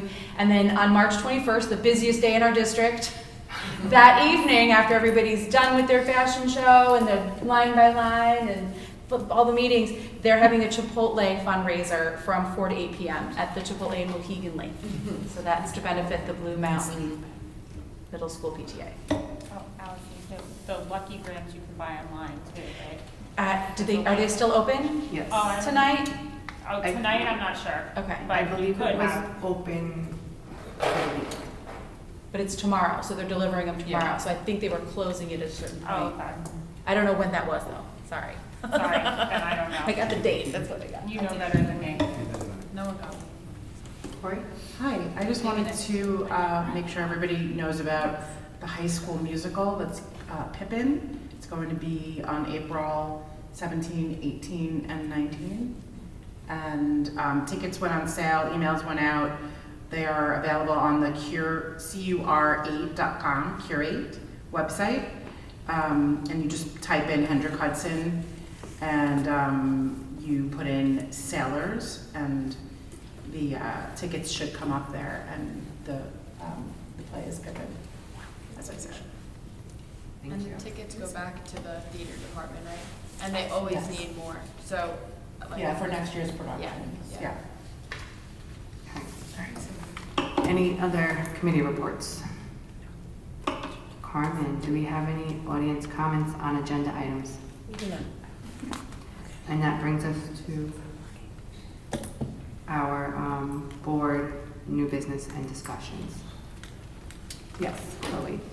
So I have two things. The first thing was,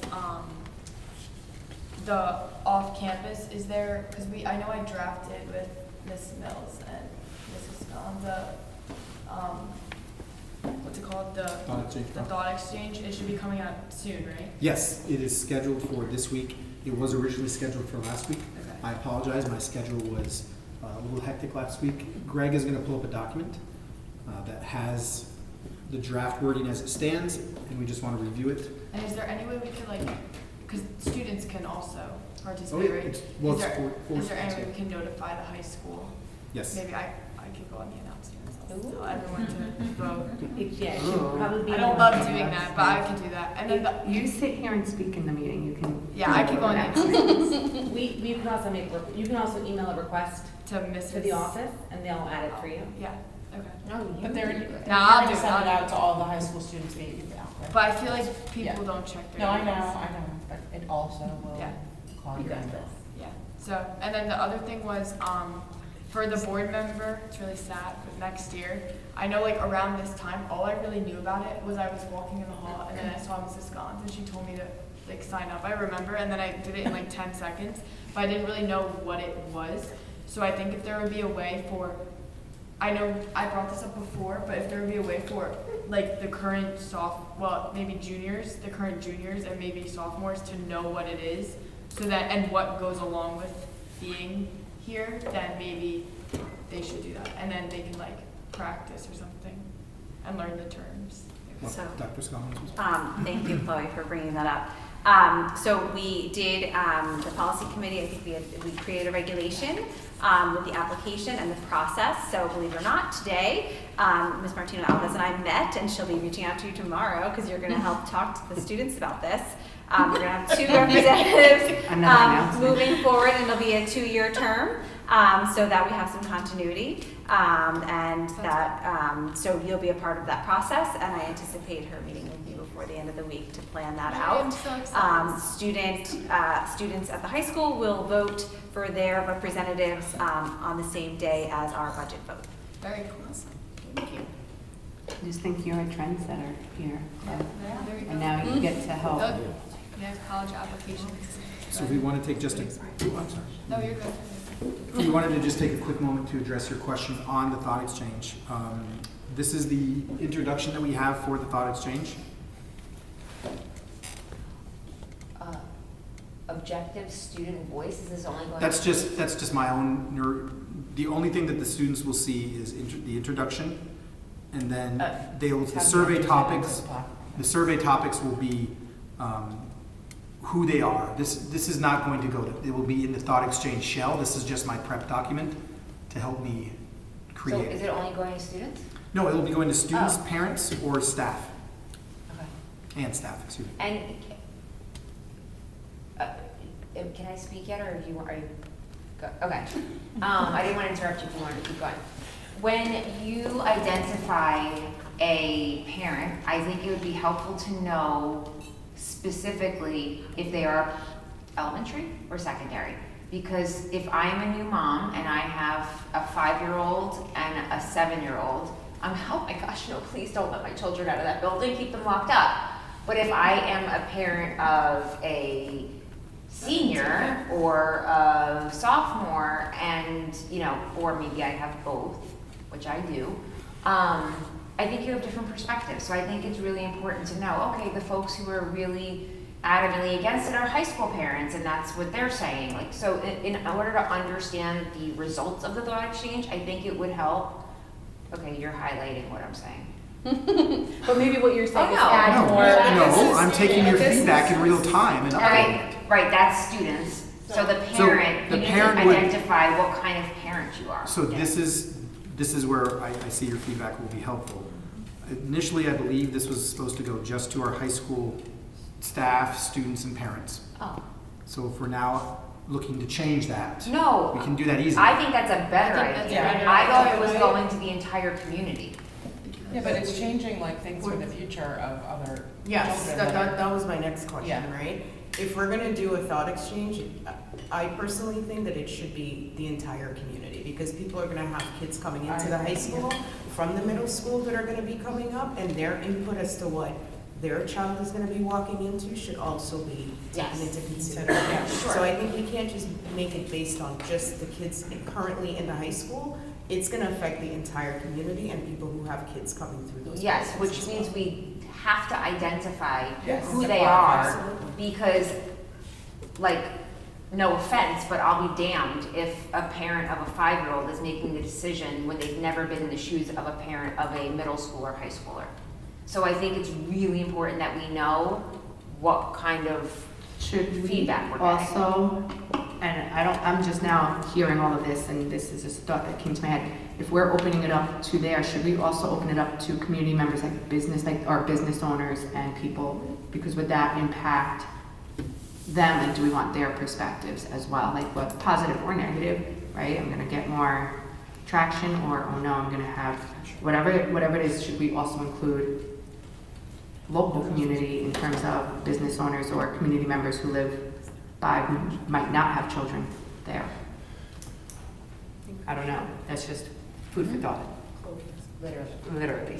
I think that we could do it to the businesses, because I think that it would honestly be supporting the idea, because most businesses, like especially like Avelinos, most of their customers are students, especially like after school, in between sports and stuff. So I think that if the businesses around here are also in support, it could help push, I guess, the idea. And I also think it's a good idea to do it's important for the elementary school parents to also have a say, but when taking into account, like you said, I think it's important because when you have an older kid, it's just you're a different type of parent. So maybe if we're focused more on the middle school and high school parents and kids' results, would this go out to the middle school, or just we would start off with Not the high students, school? I don't think it should. But the middle school parents? Parents. Yeah, the parents. Especially because. And I just want to clarify, when we get the results, that's for future planning, not necessarily, okay, everything was either in support or not support, so we're going to necessarily say, okay, decision was made. This is going to help facilitate those future discussions, not that this is the end-all be-all of it. Yeah, but we have to write a policy around Yeah. it, no matter what. Yes, I'm just clarifying that so that the So, public knows. No matter what, we have to write a policy around this. The initial conversation is, the initial thought exchange is only speaking about seniors, correct? That's where we're starting here, with seniors, so specifically. That is how it was intended, yes. Okay, I just want to clarify that, because, I hear what everyone's saying, and I hear what, especially what Tamika's saying, like, this, and Corey said, it's for the future. But I think it's important to recognize that, like Alexa said, when I was a kindergartner, first grade mom, I probably would have said it was fine, because I had open campus growing up, but that's besides the point. I think that you change as you go with your students, and I just want to be very clear, we're talking about our 17 and 18-year-old students, not our 14-year-old students. In general, I think it's important to know. We're talking about only letting seniors? For now, it's only for seniors. It doesn't say that in that, it is This further is down. not the thought exchange. The thought I just want to exchange be clear on this. This specifically is says the seniors. structure of the thought exchange that I use to plan it, to send it out. Okay. I will share the thought exchange once complete in the So the board thought doc. exchange that we read like a That is while ago, built on this. I did not like how it was written. Is it still the same way? I took the feedback from the board and reshared it with those changes. Oh, I must have missed it. I'll check it out. I'll put it in this week's update. This is going out this week. No, Okay, because I'm going to make changes based upon what I heard here, Understood. so I'm going to need a little bit of time. understood. I just also want us to be mindful of just like equity, and it's not, like just, not even equity, just the fact that now we're just talking about 12th graders going out. and you're saying to the rest of the building. What does that do to our security? I mean, there's gonna be a big conversation after the Well, thought this is why, exchange. yeah, this is why the I just policy- think there's a lot to think about here. How does that impact our security staff? Like, what do we need to do in order, are we getting cards or So, swiping? just What's the so I cost can actually speak to implication? this, because this is part of Lisa Martino Alves's update to us at the PTA meetings, is that the kids, she has lanyards for them. Seniors only right now will be orange, she already has them ordered, they're a different color than the rest of the school. They're all gonna have IDs, the IDs will have the ability, they're not set up yet, to do exactly this, come in and out. And as of right now, every senior, as they arrive for late arrival, has to check in at the front desk, and every single senior that leaves early dismissal has to check in at the front desk right now. So I think that's it's up to us to come up with the policy, and then we can have, the principal come in and explain the pros and the cons, security, how it would work. But for now, I think we have to get initial. I just want to state right now, we're not making a decision on this tonight. We're just now asking the community, and I don't want to, I don't want to persuade the community one way or another. So that's why I'm trying to remain neutral with this.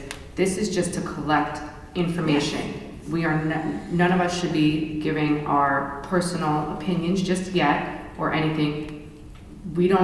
I want to know what the community feels without us making anything. Then we will take that to the policy committee. We will take all of that information, and then we will bring it to the board for that future discussion. I just want to make sure all around, not for and not against, just community, how do you feel? I want to hear, I personally, being on the policy committee, would want to hear from our students, our parents, our staff, and like I said, I would like to hear from community members who might be impacted positively and or negatively. It doesn't matter to me which side, I just want to hear from everyone on that. I was just going to say that in our policy committee meetings, we have discussed this, but with zero details until we decide it's worth going forward. Because, like you said, until we hear from the community if this is a yes or a no, there's no point in building out regulations and talking about all those ideas, because it is a very intricate program. And there are so many moving parts, but there's no point really in delving into that and regulations and building the policy until we decide if we're going to do it or not. So what you're saying, I'm just saying that we're in the same place in the policy committee as you are right now. Just, we've all got ideas, but we're gonna. I am a clean slate inside of this brain. I just want to hear from, I want to hear from everyone. We're just gonna, that's what we decided to. We're just gonna wait until we hear from the community. I have no decision made. I want to hear from the There's only community. 4 people watching, so don't worry. We get persuasive and you will. So, Like, come on, there's 5. just so we're all on the same page still, there's a couple questions. There's what group do you belong to? It's parent, student, staff. I believe we're considering adding business owner. I probably will have to pull from the list within our Parent Square listserv of those community members that have signed up, so that'll take some time to look into. We then ask, we display rules, and the question of this survey is, do you support allowing seniors to have the option for off-campus lunch under the rules above? Yes. And then, I'll explain the rules in a second, then you would get to add your own thoughts in general terms. So this will help further data mine what some of those results are. But here would be the rules that were shared with me to help draft the thought exchange. Parental guardian approval is required. Only students whose parents allow them can participate. It's a one-strike policy. If the student returns late even once, they lose the privilege permanently. This would be for seniors only. 12th graders are eligible. There's a check-in and check-out system that students must follow to track when they leave and return. That's what was shared with me to develop this thought exchange. That seems very, Done. Yeah. go for it. No, well, I feel like I just said. I will don't put this in wanna- this week's board update. And be happy to share. Before we bring this to the policy committee again as well, can we also ask for like detailed safety measures? I know, Erica, you were just going through some of them, but if you can ask the team again to just go through all the different possible safety protocols and procedures that would happen with this as well. I think that would be like doing work before, like putting the cart Well, before just- the horse. right? Dr. Scoggins, I know you Because what if looked at this the one. responses are so negative that we're not even gonna explore it? That's That is kind of true, what too. we were It's doing. not Right, so I think at the maybe. policy committee, once we have this, then we'll make a determination about where we're gonna go, whether we change the policy and create a regulation, or make the policy specific, and I think we would really need to involve the high school administration in that conversation and to be a part of that policy committee meeting. And Amanda and our security team too, to make sure that everything works together. But just so we're clear, that would not involve our staff being off campus. That is not how this works.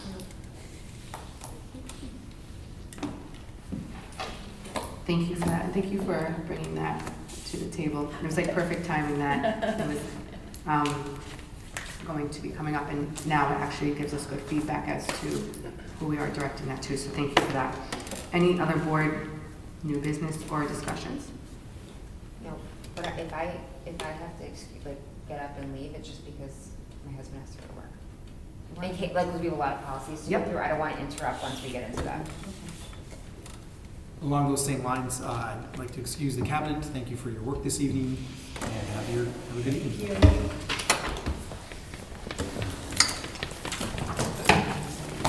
Okay, I'm just going to start getting ready. We do have policy readings coming up. We do have 11 different policies that we will be reading tonight. About half of those are for retirement and half are first readings.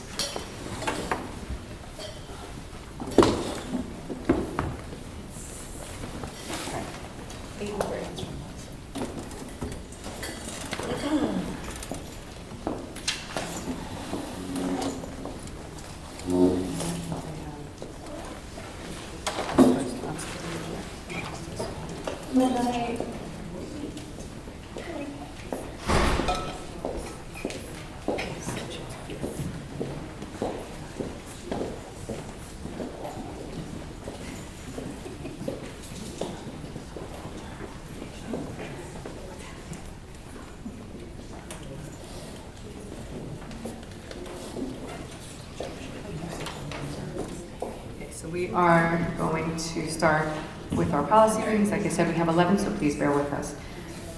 First one we have is a first reading to retire policy 5310, student discipline. The Board of Education, Motion to waive the reading? Okay. all in favor? This was a retirement because this is covered in another policy. 5300 code of conduct. Oh, that's what this one is, the 5300 Code of Conduct. That will now be in that policy. Yes. Can we, Yeah. Can we waive the second reading? Yeah. Motion to waive the second reading of policy 5310, student discipline. second. All in favor? Motion to retire policy 5310, student discipline. Second. All in favor? Okay, so policy 5310, student discipline, is retired, and that is because it appears in 5300 Code of Conduct. The same reasoning is going to be for this next one. We have our first reading to retire policy 5311, student rights and responsibilities. The Board of Education's Motion goal. to waive the reading of policy 5311, student rights and responsibilities. Second. All in favor? This is the same, is now incorporated into 5300 student code of conduct. Motion to waive the second reading of policy 5311, student rights and responsibilities. Second. All in favor?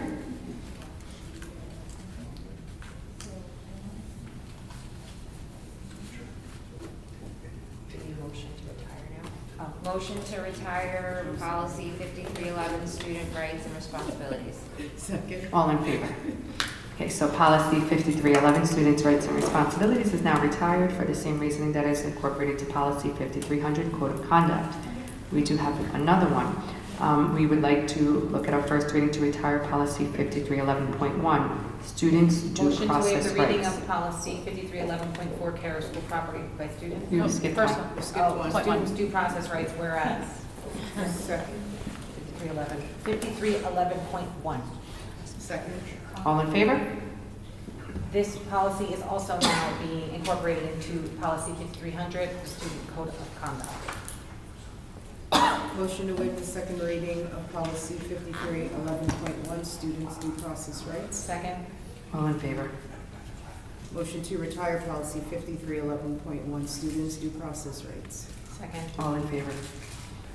Policy 5311.1, students' due process rights is now retired because it is also in policy 5300, code of conduct. Looking at our first reading to retire policy 5311.4, care of school property by students. Students found stealing Motion or... to waive the reading of policy 5311.4, care of school property. Second. All in favor? This policy, this will also be in the 5300 code of conduct. 5300 code of conduct. It- Not and that by- bunch. Just to clarify, it is incorporated into, so this is, all of these were, NISBA said are redundant because it's all in our student code of conduct. Motion to waive the second reading of 5311.4, care of school property by students. Second. All in favor? Motion to retire policy 5311.4, care of school property by students. Second. All in favor? Point of privilege. Real quick, sorry to interrupt the flow. Just as a reminder, the policy 5300, the code of conduct, is a policy that is under annual review parameters. It is currently under review at the administrative level. What we've asked our administrators to do is to review it, make any suggestions to it, bring it back to their site-based teams. We will meet it as an administrative team, and we will bring it forward to the shared decision-making committee before we bring it to the Board of Education. So as the Board of Education considers it, it will have input from a number of stakeholder groups. Okay, policy 5311.4, care of school property by students is now retired. And you're going to notice that for the next couple that we are retiring, it's going to be for the same reasoning. 5312.1, drug and alcohol abuse. The Board Motion of... to waive the reading of 5312.1, drug and alcohol abuse. Second. All in favor? Motion to waive the second reading to retire policy 5312.1, drug and alcohol abuse. Second. All in favor? Motion to retire policy 5312.1, drug and alcohol abuse. Second. All in favor? Policy 5312.1, drug and alcohol abuse is now retired. We have three more. Policy 5312.2, dangerous weapons in Motion to school. waive the reading of policy 5312.2, dangerous weapons in schools. Second. All in favor? Motion to waive the second reading to retire policy 5312.2, dangerous weapons in school. Second. All in favor? Motion to retire policy 5312.2, dangerous weapons in school. Second. All in favor? That's a flow right there. Policy 5312.2, dangerous weapons in school, is now retired. First reading to retire policy 5313.3, suspension. Principals are... Motion to waive the reading of policy 5313.3, suspension. Second. All in favor? Motion. Motion To waive the second reading of policy 5313.3, Second. suspension. All in favor? Motion to retire policy 5313.3, suspension. Second. All in favor? Okay, we have one more like this. Thank you for sticking with. First reading to retire policy 53, I didn't state it. Policy 5313.3, suspension is now retired. First reading to retire policy 5314, emergency interventions. The Board of Education recognizes that Motion to students... waive the reading of policy 5314, emergency intervention. Second. All in favor? Motion to waive the second reading to retire policy 5314, emergency interventions. Second. All in favor? Motion to retire policy 5314, emergency interventions. Second. All in favor? Okay, policy 5314, emergency interventions There we go. is now retired. Yeah, when you do those, it's the flow. No, it's Good work right there. Get all that, Carmen? okay. So now we are looking at first readings for some revisions or new policies. That would be the remaining three that we have here. So the first one is the first reading of a revision of policy 5131, homeless children. This is also a number change to policy 5151. The Board of Education acknowledges... Motion to This waive is the not reading that of one. policy 5131, homeless children. Second. All in favor? So this one is a number change. Yeah. I thought I have a note that we were hosting this one this week, but that doesn't mean anything.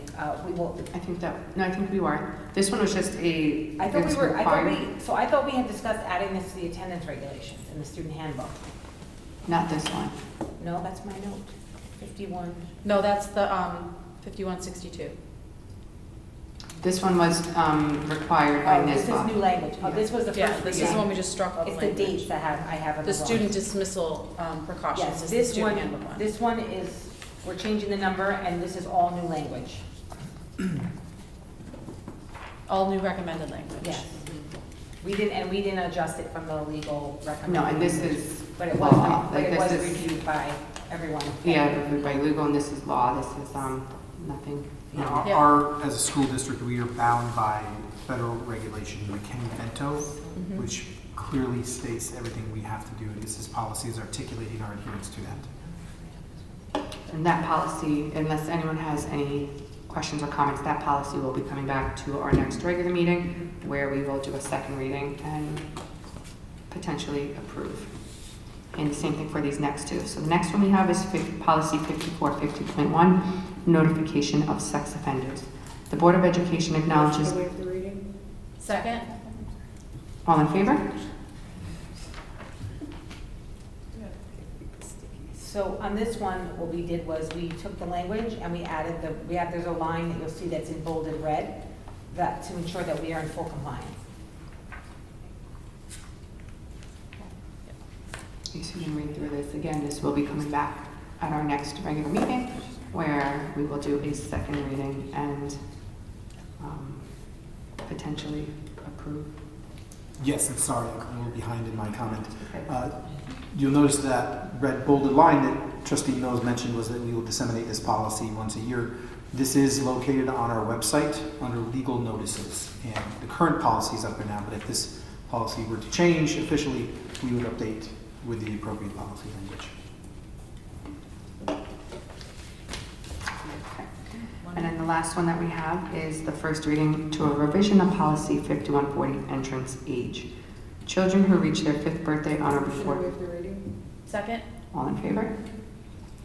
So this policy used to only be those 2 lines that are at the top that are now out, and it just basically states the same information, just in a clearer manner. Yeah, this was the enhanced language based on the NISBA recommendation. The other one was a little just more vague, and again, this will come back for a second reading and potential approval at our next meeting. Anybody have any questions on any of the policies we just did? 1987? Yes. Yes.